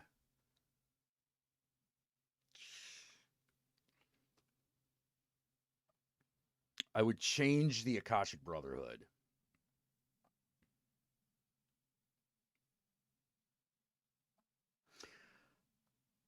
I would absolutely change. I'd probably just call them the Akashics.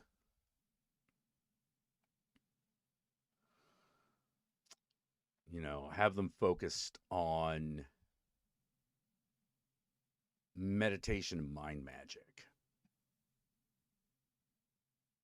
Celestial Chorus, I'd probably also get rid of.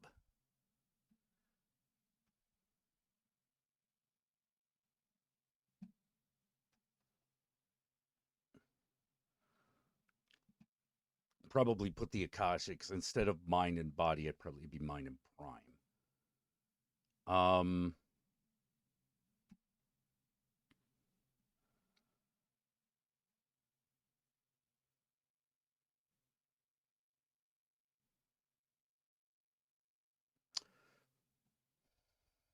Tempted to keep the Sons of Ether, but I'd have to figure out how they worked.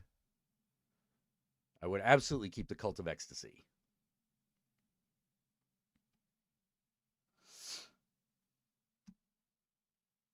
But what I would do is I would break the mages up into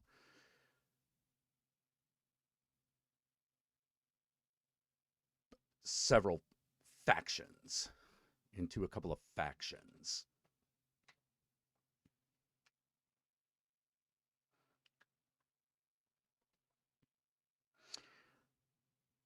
So let's see, it's got the Order of Hermes, the Akashics, the I would just have the Technomancers. Yeah, I'd combine the Virtual Adepts and the fucking Sons of Ether into the Technomancers.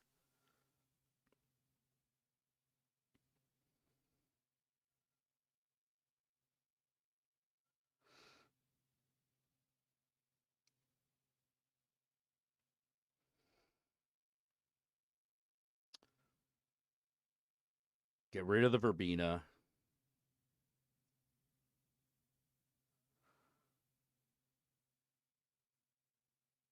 Keep the Dream Speakers.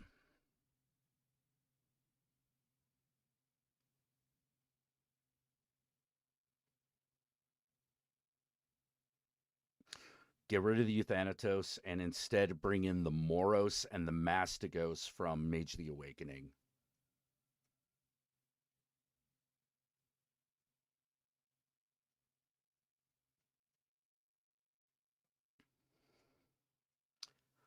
Probably also replace the Verbena with the Acanthus.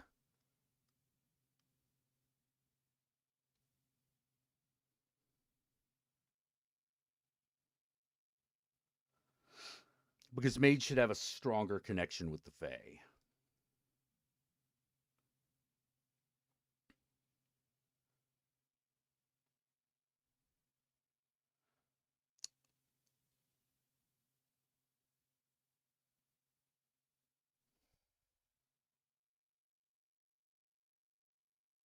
Might keep some of the other weird traditions that they made later on, like the was it the Haramabati?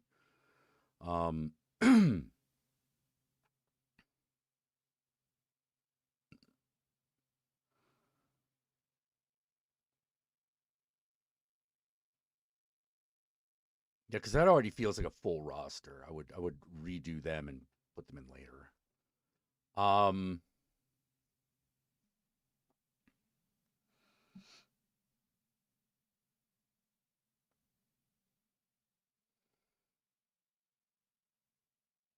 no, no, no, no, no, no, no, no. I think no, we just call them the Dream Speakers.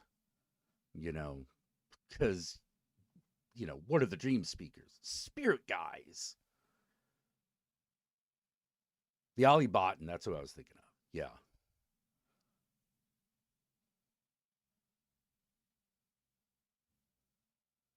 The Ali Batini, like, yeah, they'd probably come in later. Um, oh, what would I do with the Marauders? Oh,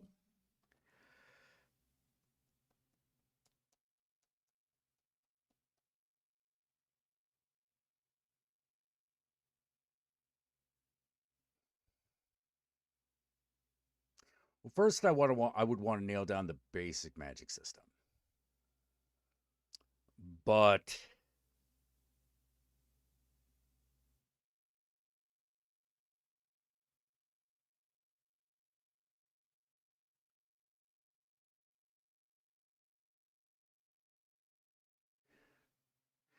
they would probably have a specific stat called delusion. And what that means is X amount of paradox that they create does not affect them. Affects everybody else.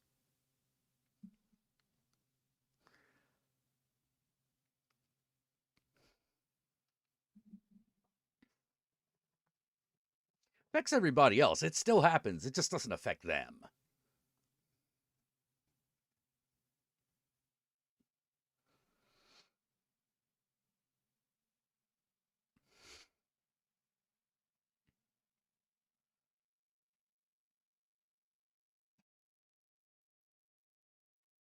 Yeah, I would also make the Mastigos like just straight up demonologists.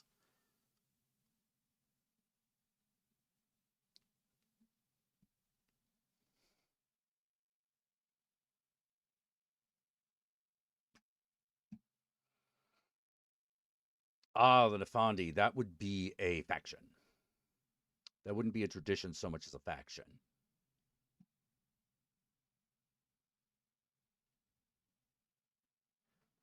And they would be working with things beyond, like, that's a great old one territory.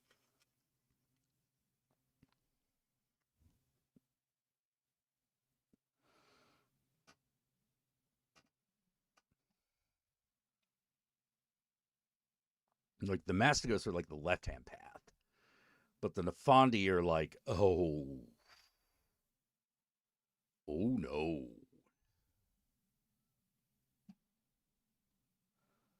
They work with things that are far too alien and far too powerful. Things that are trying to literally invade reality.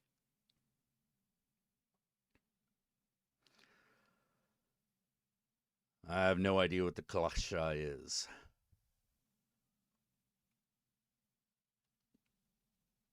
But that's what I would do in the Nefandi. They would be a mage faction.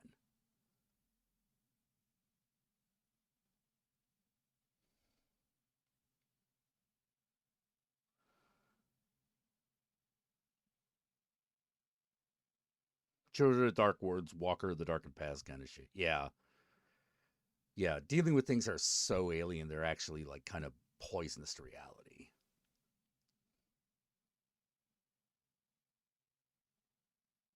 Like if you want demons as you understand them, that's the Mastigos. And the demons in this context would be like they are demons, but they are demons as they are kind of understood. Like creatures from hell. And the Mastigos understand that what most people call hell, they actually don't understand at all.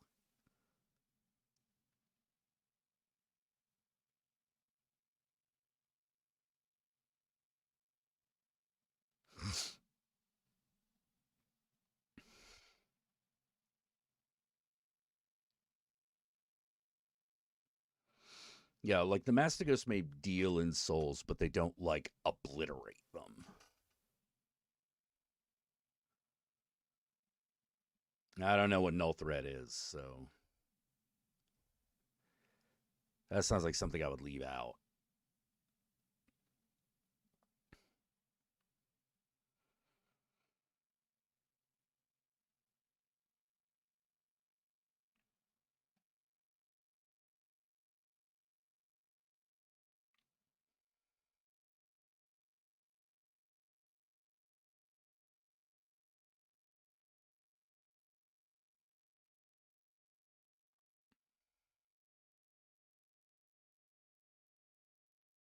You know, maybe instead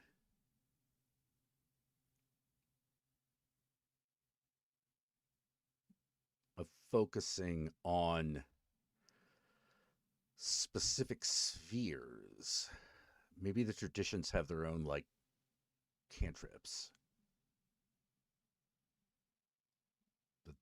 their own rotes that they just get.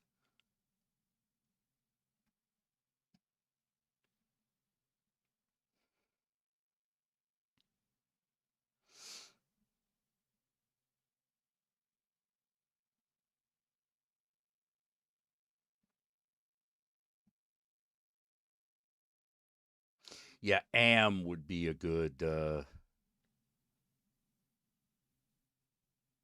No, something like Am would be something Iteration X created.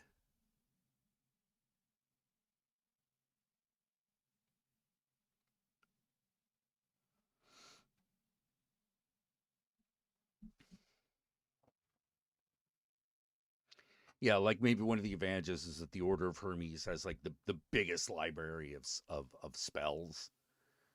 Um, so like you always have access to that kind of crap. The Technomancers, they lower paradox.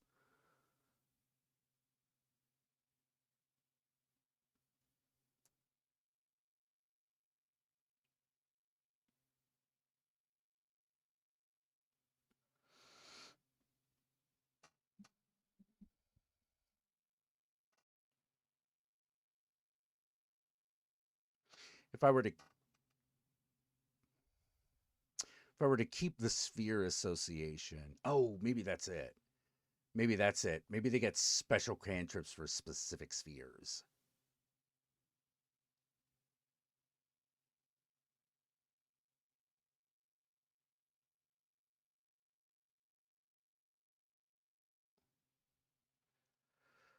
Like if you take the spheres that they're associated with, you have additional like rotes that you just have.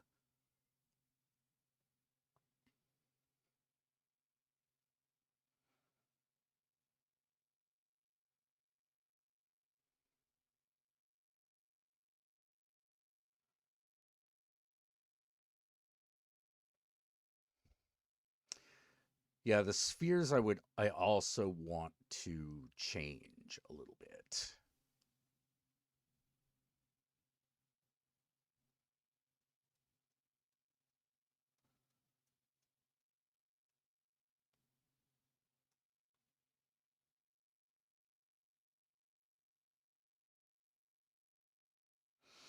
Yeah, cult of Lexi would probably be time and mind. Acanthus would be time and fate.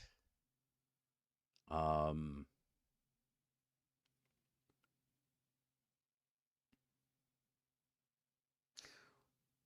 or Hermes would be prime and forces. Technomancers would be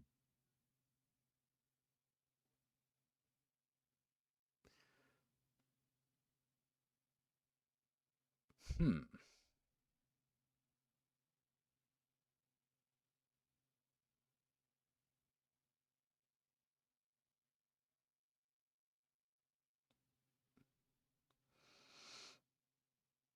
Hmm. Maybe space and mind.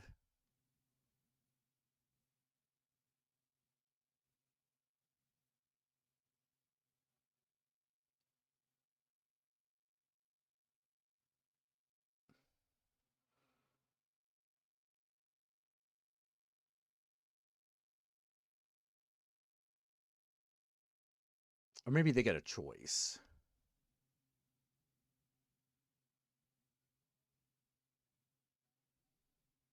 No, no, no, no, no. It should be prime and space. Prime and space. Um,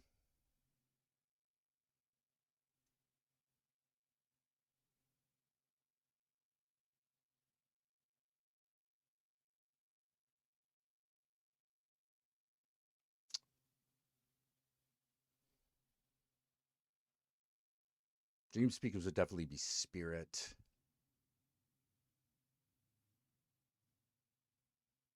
Spirit and what? Spirit and what? Probably life. Spirit and life. Okay.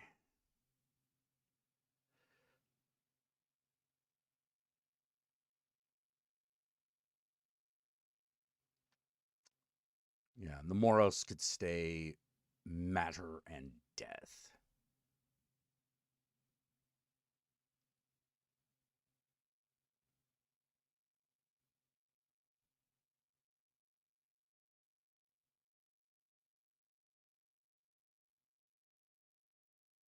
Actually, I think like the Technomancers, yeah, it should be prime and their choice of either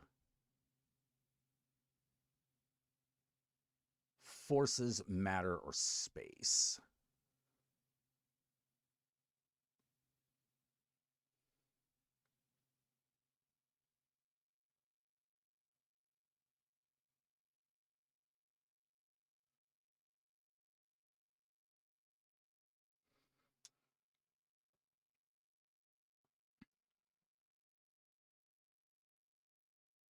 Yeah, I would make Iteration X a bit more horrifying.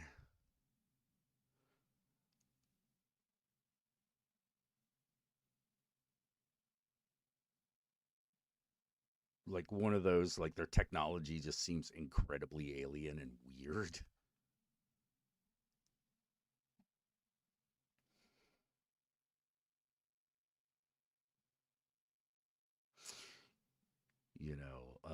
Bastard combinations of magic and technology that simply should not exist.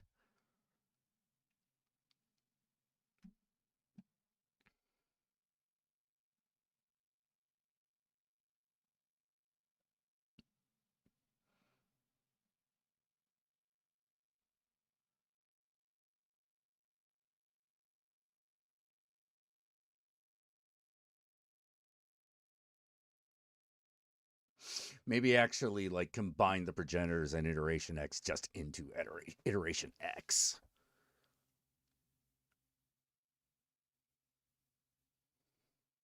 What change the mechanics of quintessence? Probably probably, but it would be as a consequence of all the other changes, most likely. Um,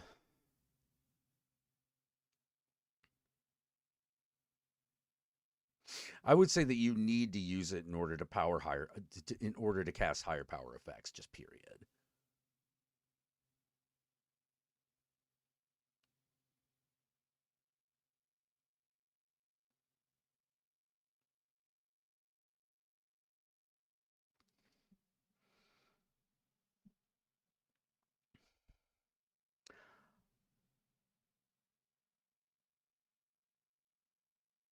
I would probably also no. I'd keep the name iteration X.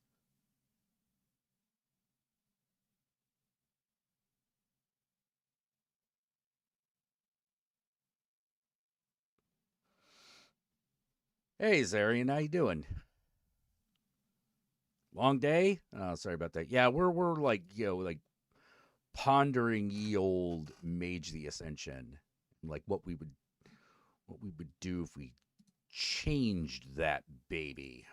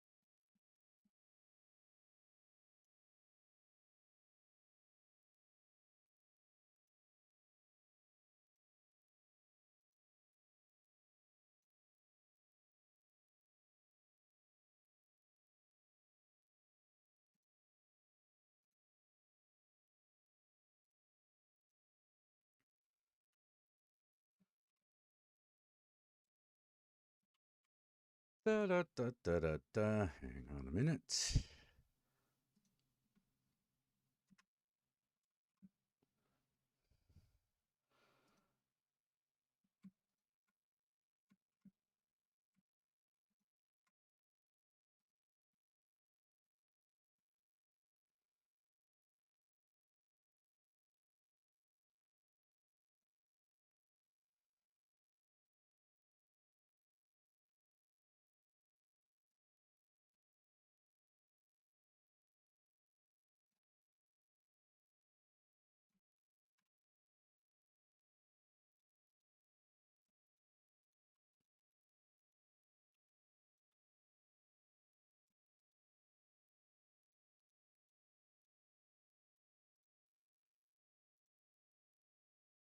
Oh, by the way, Jack, I think either TikTok glitches something because you're not following me back on TikTok anymore. Oh. Oh.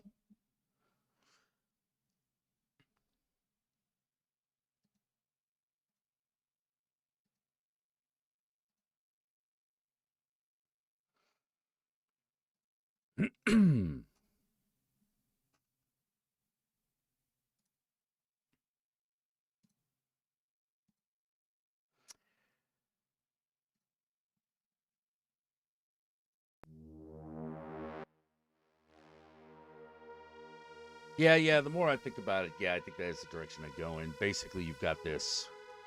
You've got the technocracy, who's your big constant enemy. You know, constantly trying to control the destiny of mankind.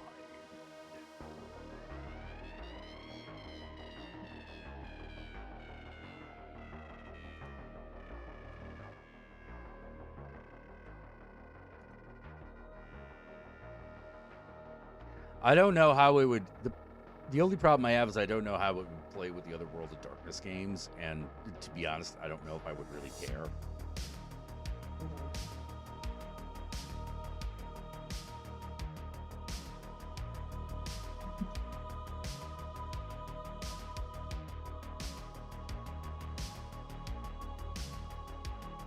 You know, because my feeling, if you get to do mage should probably be its own thing.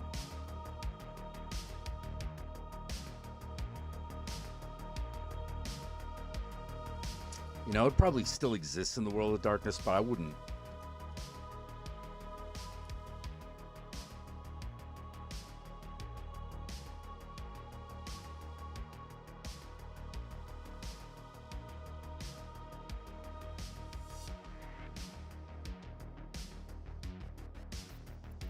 Yeah, this is White Bat.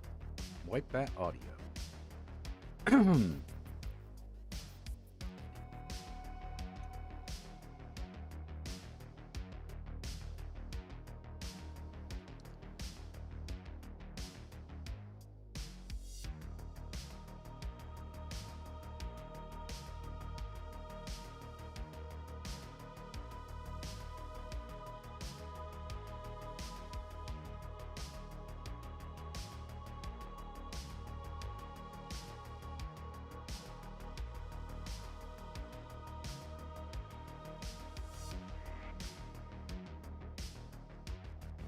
Yeah, there are a couple things that I would do if I could. One, I'd connect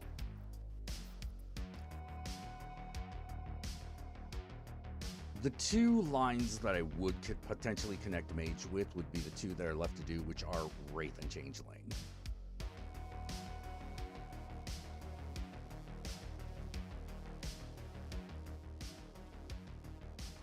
But if I was to have my druthers, Changeling the Lost would just be the regular World of Darkness.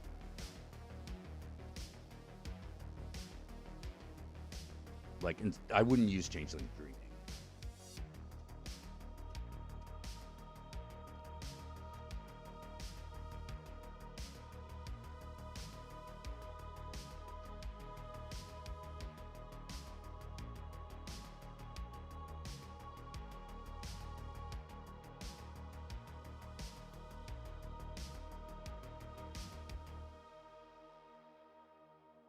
I liked a lot of the ideas in Changeling the Dreaming, but like the problem that I had with it was just a little too White Wolfy in its organization.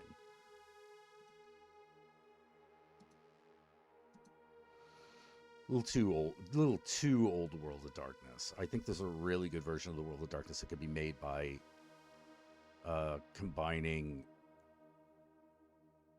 Vampire the Masquerade, Werewolf the Apocalypse, Mage the Ascension, with Changeling the Lost and Wraith the Oblivion. But Wraith the Oblivion had to be totally rewritten. What I'd probably keep is Stygia.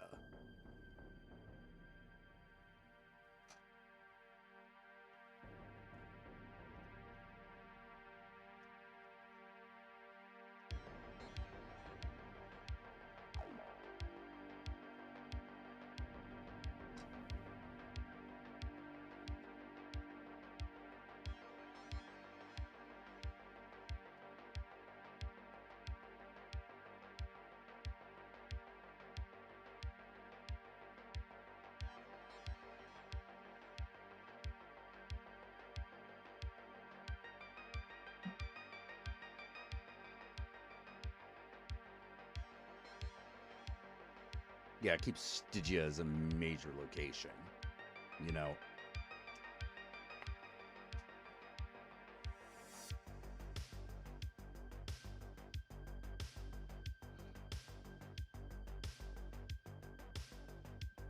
One of the big problems I have with a game that centers around ghosts is that when that's all you have, it's not very interesting.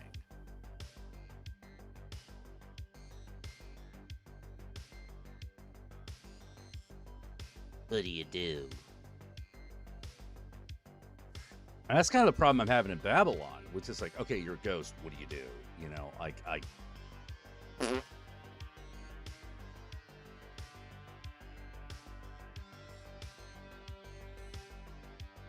Yeah, Deadlands made sense. Like that was all tied together aesthetically very well. Even Deadlands Hell on Earth was well put together.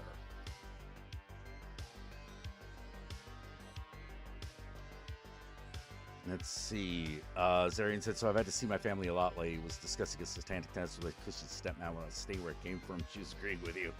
Yeah, right? Yeah, let's see. Joe says, if I asked Rich if he would rate the 5th edition, he said, nah, the book is too cursed. Everyone who worked on it knows about the curse of Wraith. I'm not touching it again. Oh, yeah.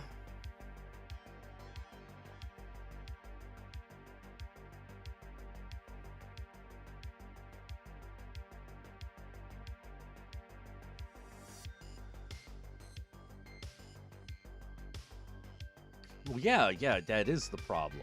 Like,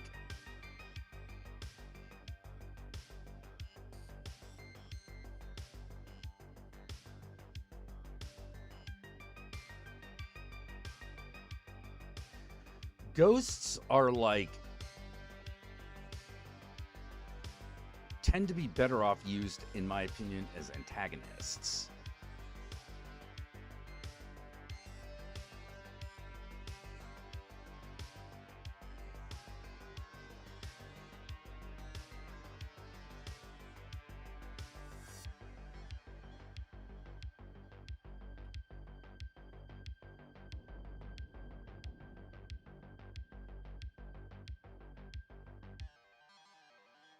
Like somehow, unlike the others, it feels like far too removed.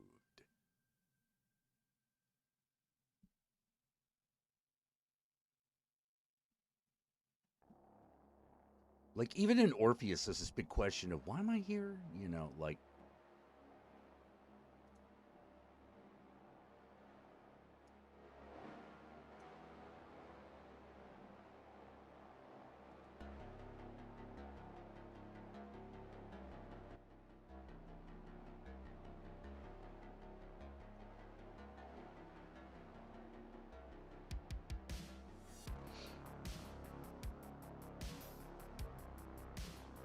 I think it'd be much more interesting if you were revenants, like the risen dead. Y'all like crow-like.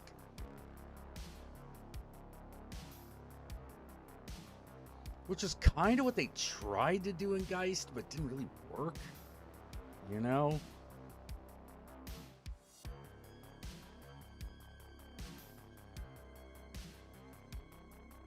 Yeah, like in Vampire Ghosts work because they're scary and do weird shit.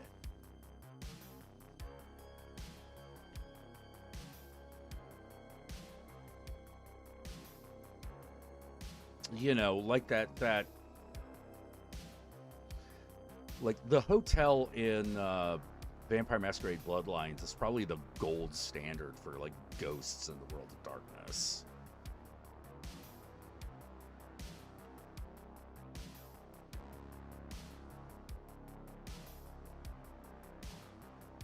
Yay, Mannix.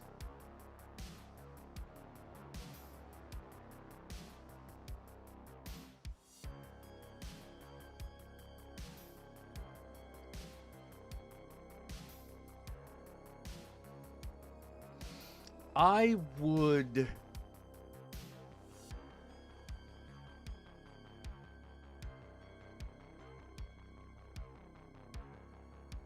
I don't know what I'd do with the Promethean.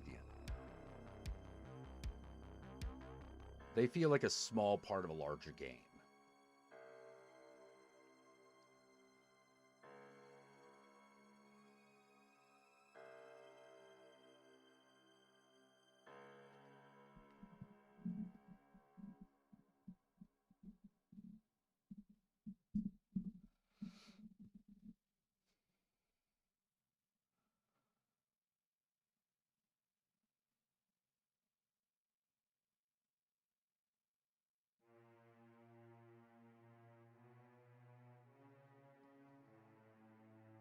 I would probably make them a supplement that could be used with any of the other games.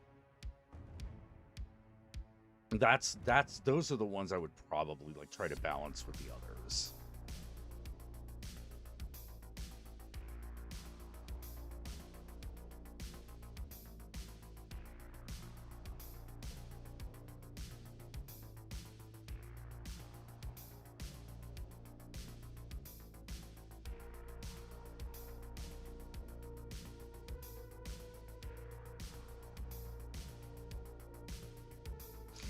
One of those things like for instance, it's like if you made a Promethean and you were like in a vampire game,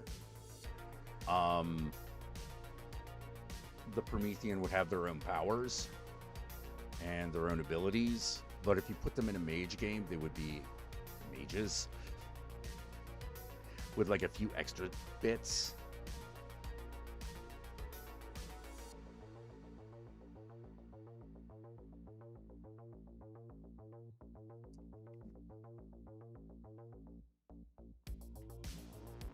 Hunter the Reckoning or Hunter the Vigil? Hunter the Vigil's a better game. It's a better setting.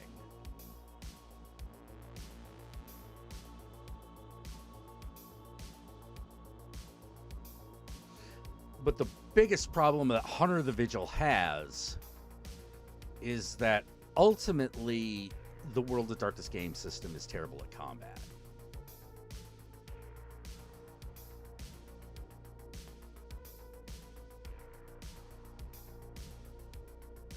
Aspiring Devil, I want to do Promethean. Yeah, exactly.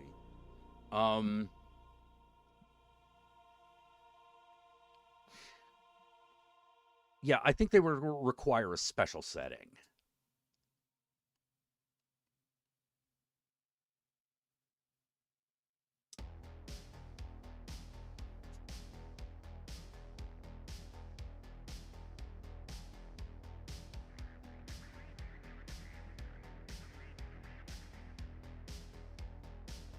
Like, remember how they did that, like, thing for the Fomori in Werewolf, the Freak Legions? Just do a game of that.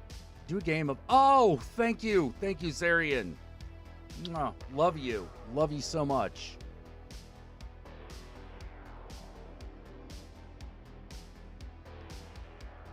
Yeah, I would probably put, like, a lot of the lesser known ones into a single one called like Freak Legion. Yay!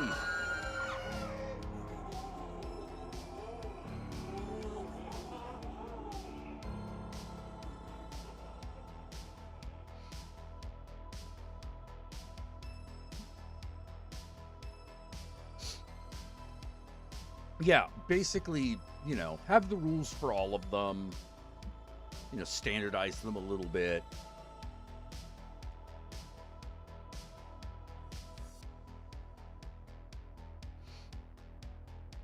Maybe put the gargoyles in there.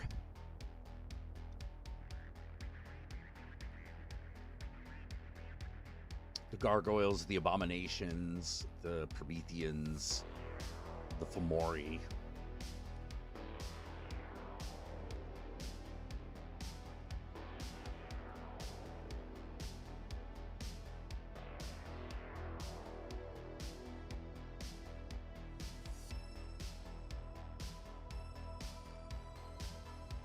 Maybe some of the weirder sub-vampire clans.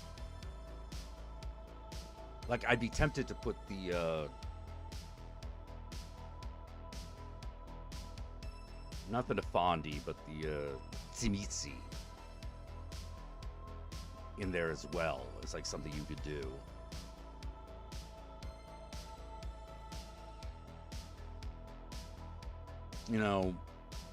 But largely focus on all things that don't quite work with each other, work by themselves, and like put them in one together.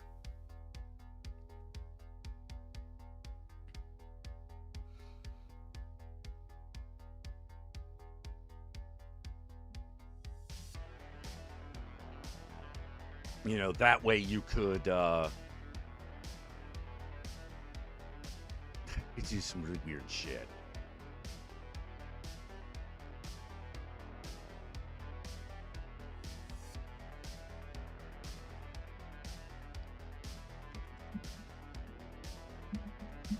You know, Babylon it up a bit. But that was part of the idea with Babylon, which was to just have a setting where, like, some new weird monster could show up and it would be like, yeah, that's, okay, whatever.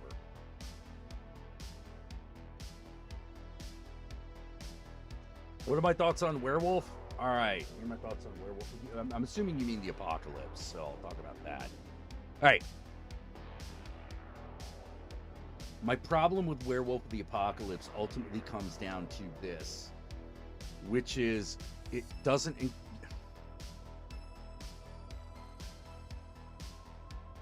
There is one very basic aspect of being a werewolf, which is turning into a wolf man and hitting things. Clawing and biting shit until it dies.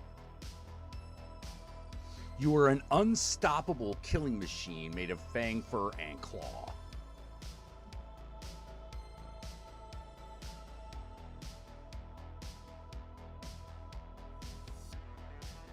And I think some of the things that they did in that game were stupid.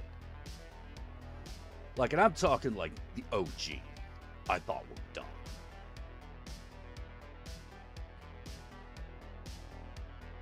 For instance,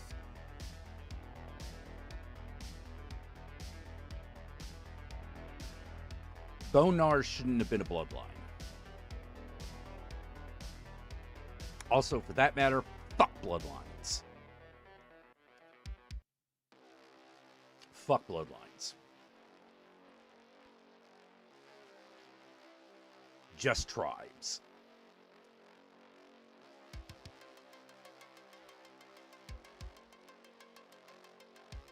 Just tribes. And the tribes kind of work together.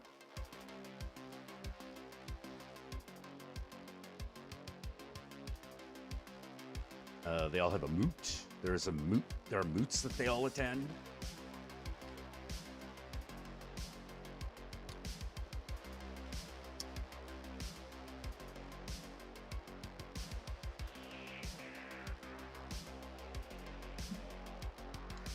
Rather than it being pure blood or metis or whatever the fuck, it would have been, you would have had true breeds, the bitten, and the cursed. Three ways you become a werewolf. Born into it, you get bitten, and live somehow.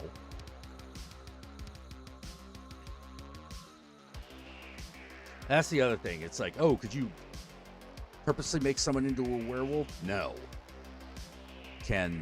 But your bite turns them into it. Yeah, not always. When does that happen? Sometimes.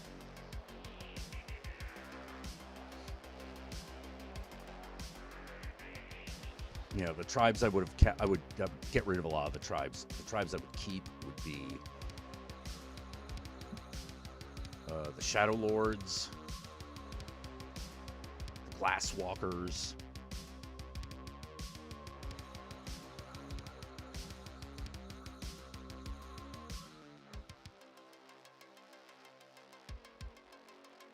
the Children of Gaia, which I would rename the Wolves of Gaia.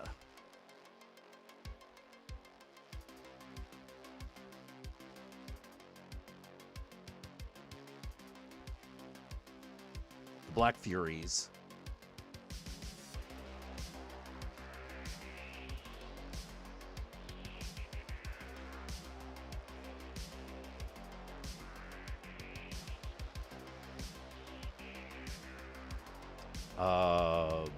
Might keep the Fianna.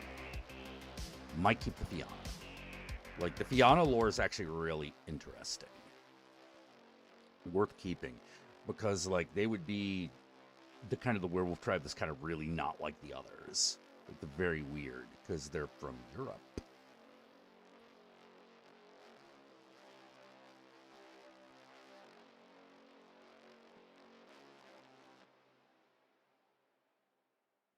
Yeah, if you're cursed, something else would like be happening to you. Basically, it's like, you know.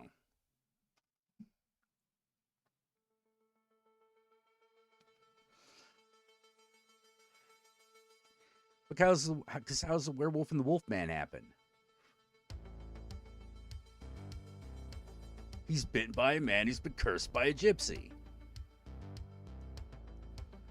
You know, we probably wouldn't call them gypsies, but we would say like, yeah, no, it's a curse. You know.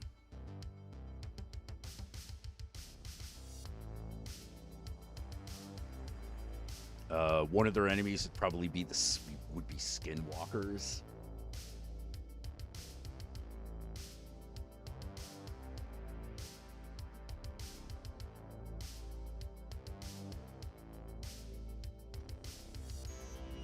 You know, some of the breeds I would keep is I would keep the coyotes, I would keep the corvids, keep the corax.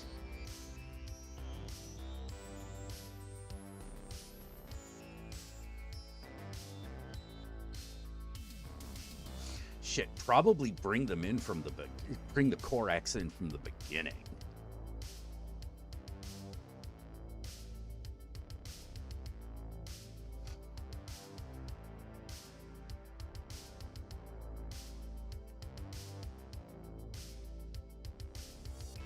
Yeah, Wendigo should be one of the bad guys.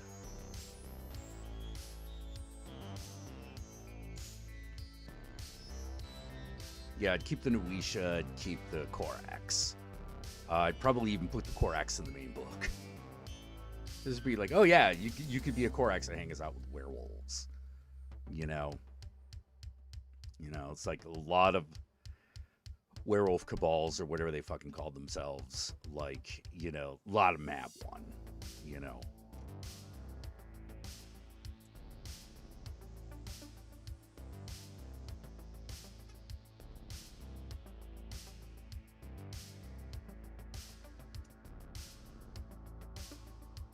Probably give you a background to have like a Corax ally if you don't have one in the party, you know.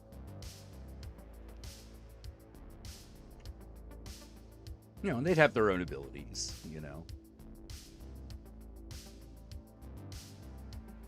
Makole, I would keep the Makole, but not necessarily. I wouldn't introduce them as player characters in the beginning.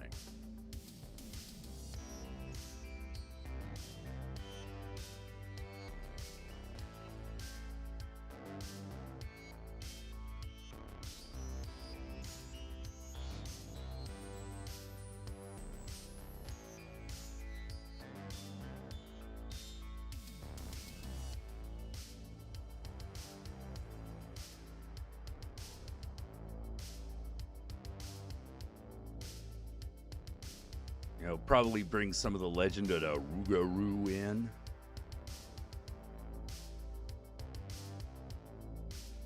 Like, a Rougarou is basically a werewolf, but, like, you know, maybe some slight differences, slight touches. All right, good night, Zarian. Thank you for the donation. Love you.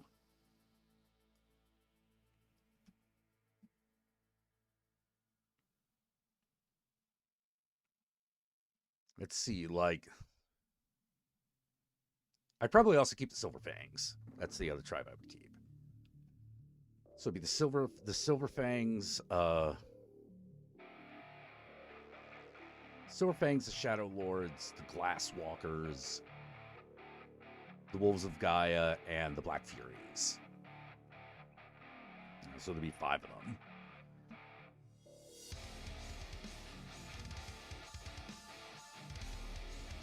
Yeah, I pretty much just toss the others.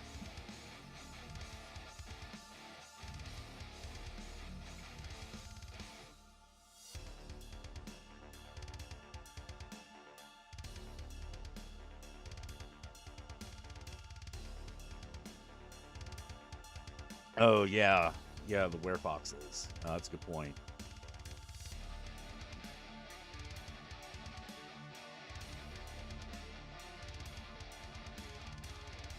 Yeah, that's what I would do. I would also...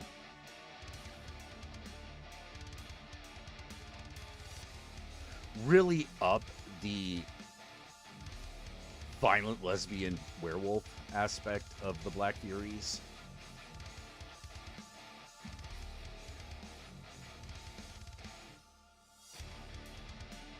And have them actually be a tribe that is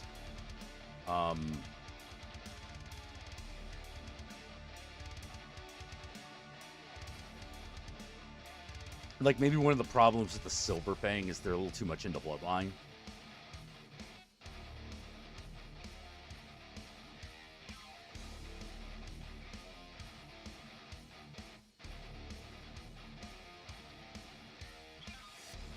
Cat Fenris would be an enemy.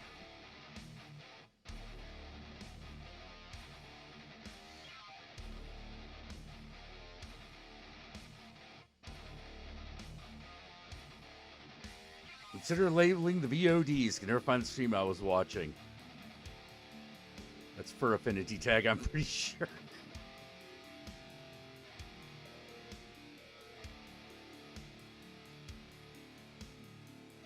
Nah, I would make the Get of Fenris like fucking bad guys. You know, like guys who got way too much into the Norse shit to the point where they're like, you know, like Nazi worshippers.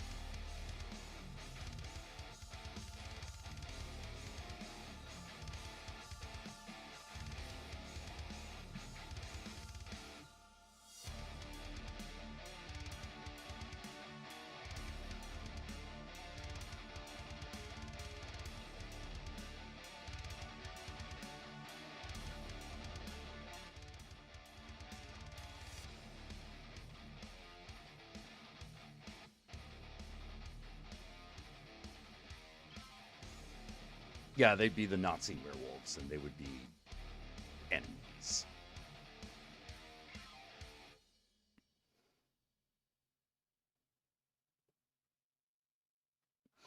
You know, because they care way too much for bloodline purity and shit like that.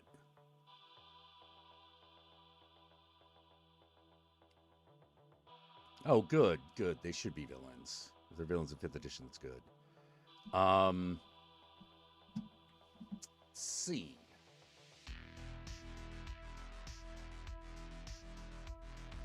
I would make the shamanic magic much more powerful.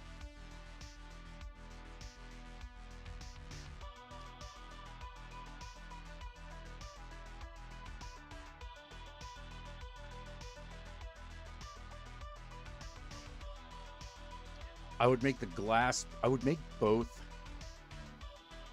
the Glass Walkers and the Silver Fangs feel like gangs.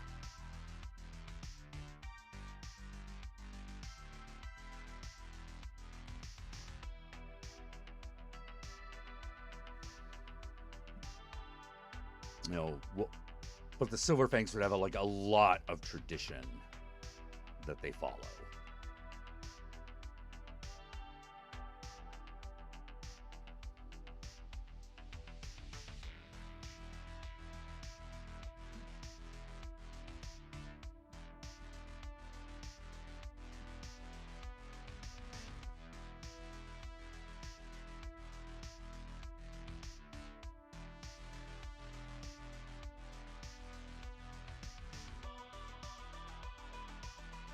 No, I wouldn't even make... No, why would they get a Fenris Swamp? They're named after Fenris. Why do they give a shit about Gaia? Why would they give a shit about Mother Earth?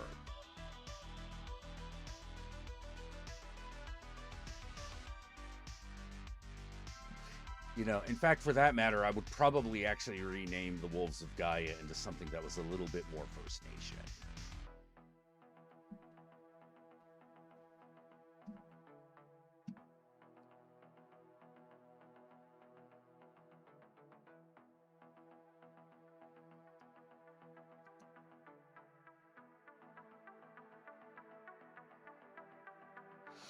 In fact, it would probably be the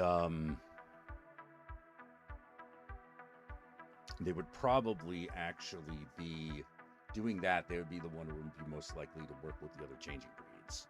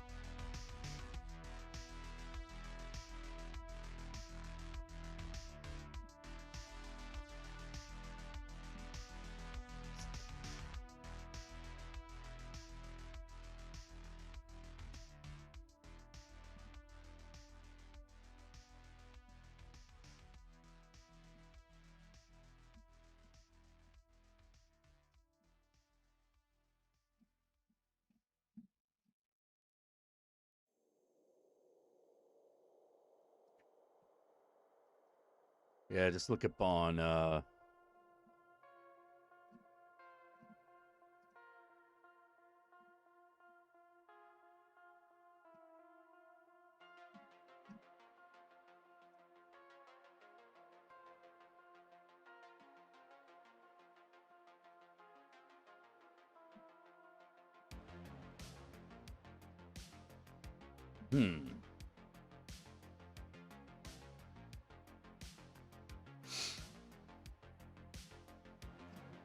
Roles in Native American culture.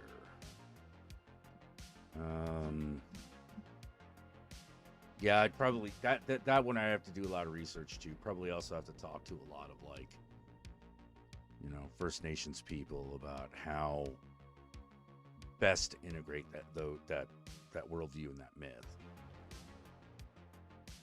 Hey, la dude.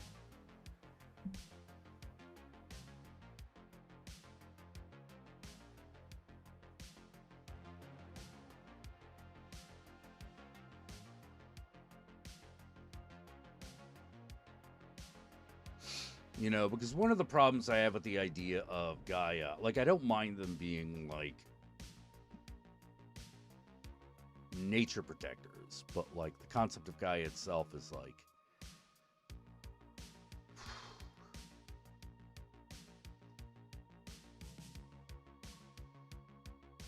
it's very whitewashy.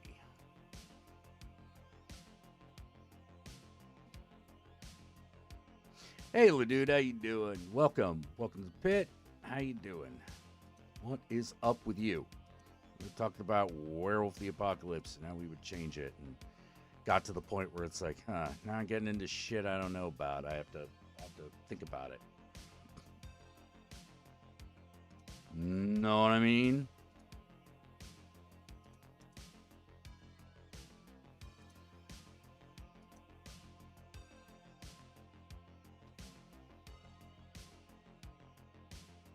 Know what I mean.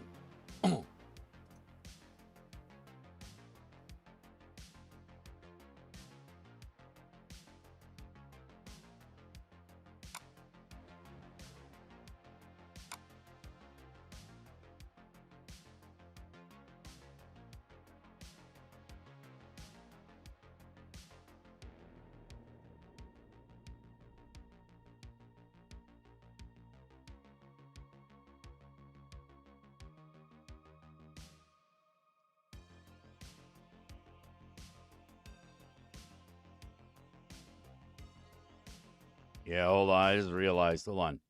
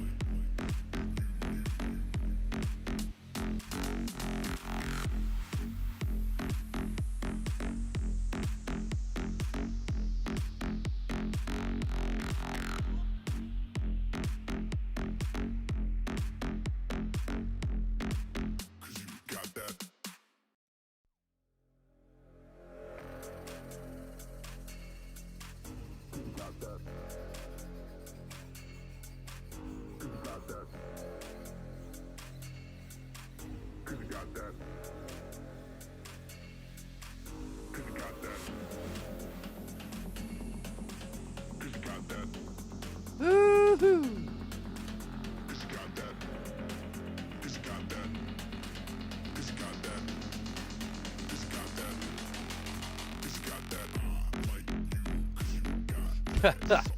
All right. Oh, you use that song for working out? Awesome. Talking about native dudes, I shocked my friend with the whole Zorro and Turok being from the same tribe. Wait.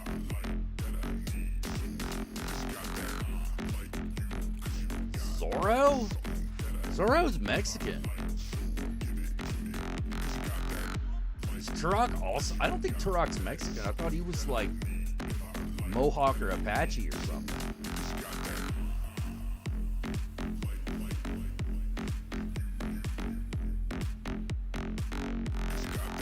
I mean, you don't look Mexican.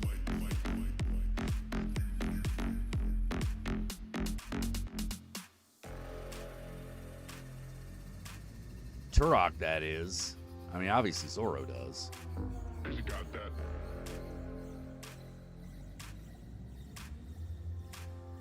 I know you ain't talking about Anthony Banderas because he's fucking Spanish. Like, flat out from Spain, baby.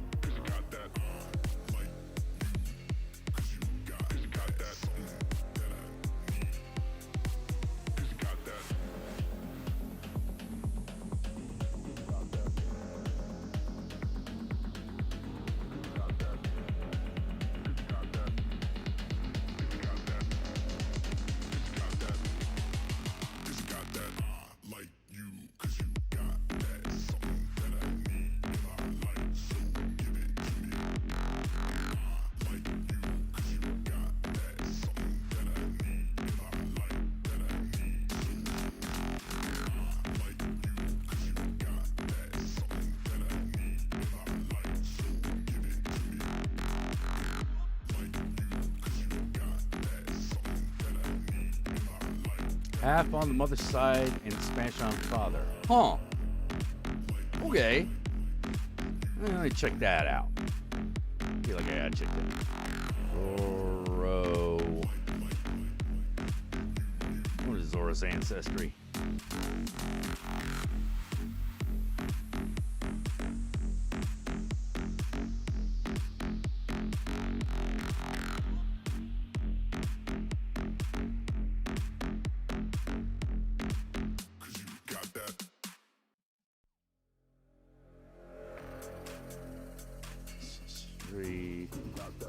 Fictional character biography.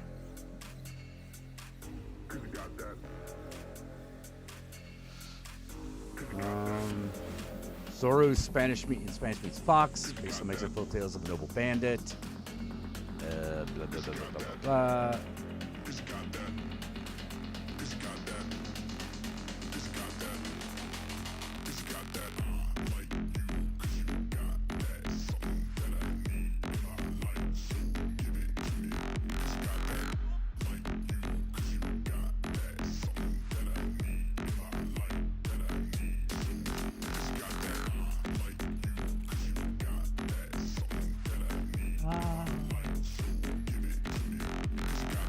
Los Angeles, California.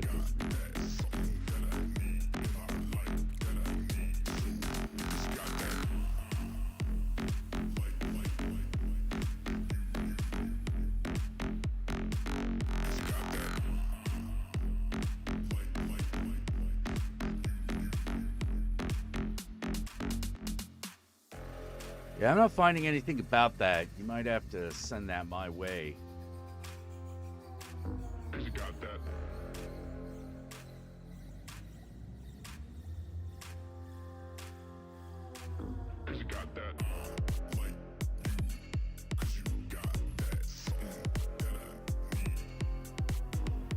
This might be a more recent thing. Yeah, Matt Wagner, the guy who wrote Grendel, he also did Zorro. He did Zorro. Zorro, Year One, Tale of the Fox.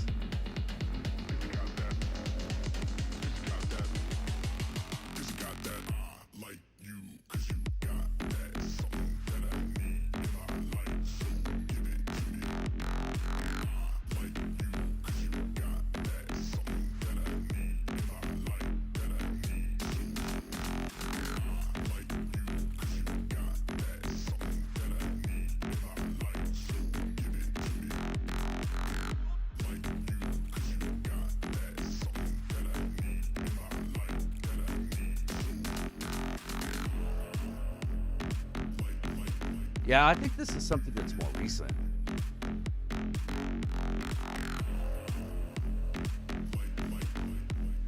Huh.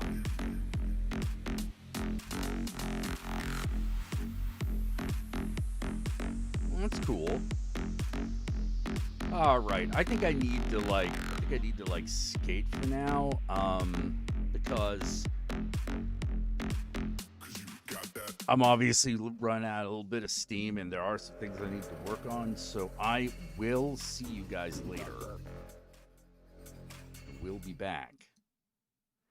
Until then, obviously, Thomas Disco Inferno. Remember that Satan. Love y'all very much. Can't do the show without you. Appreciate you.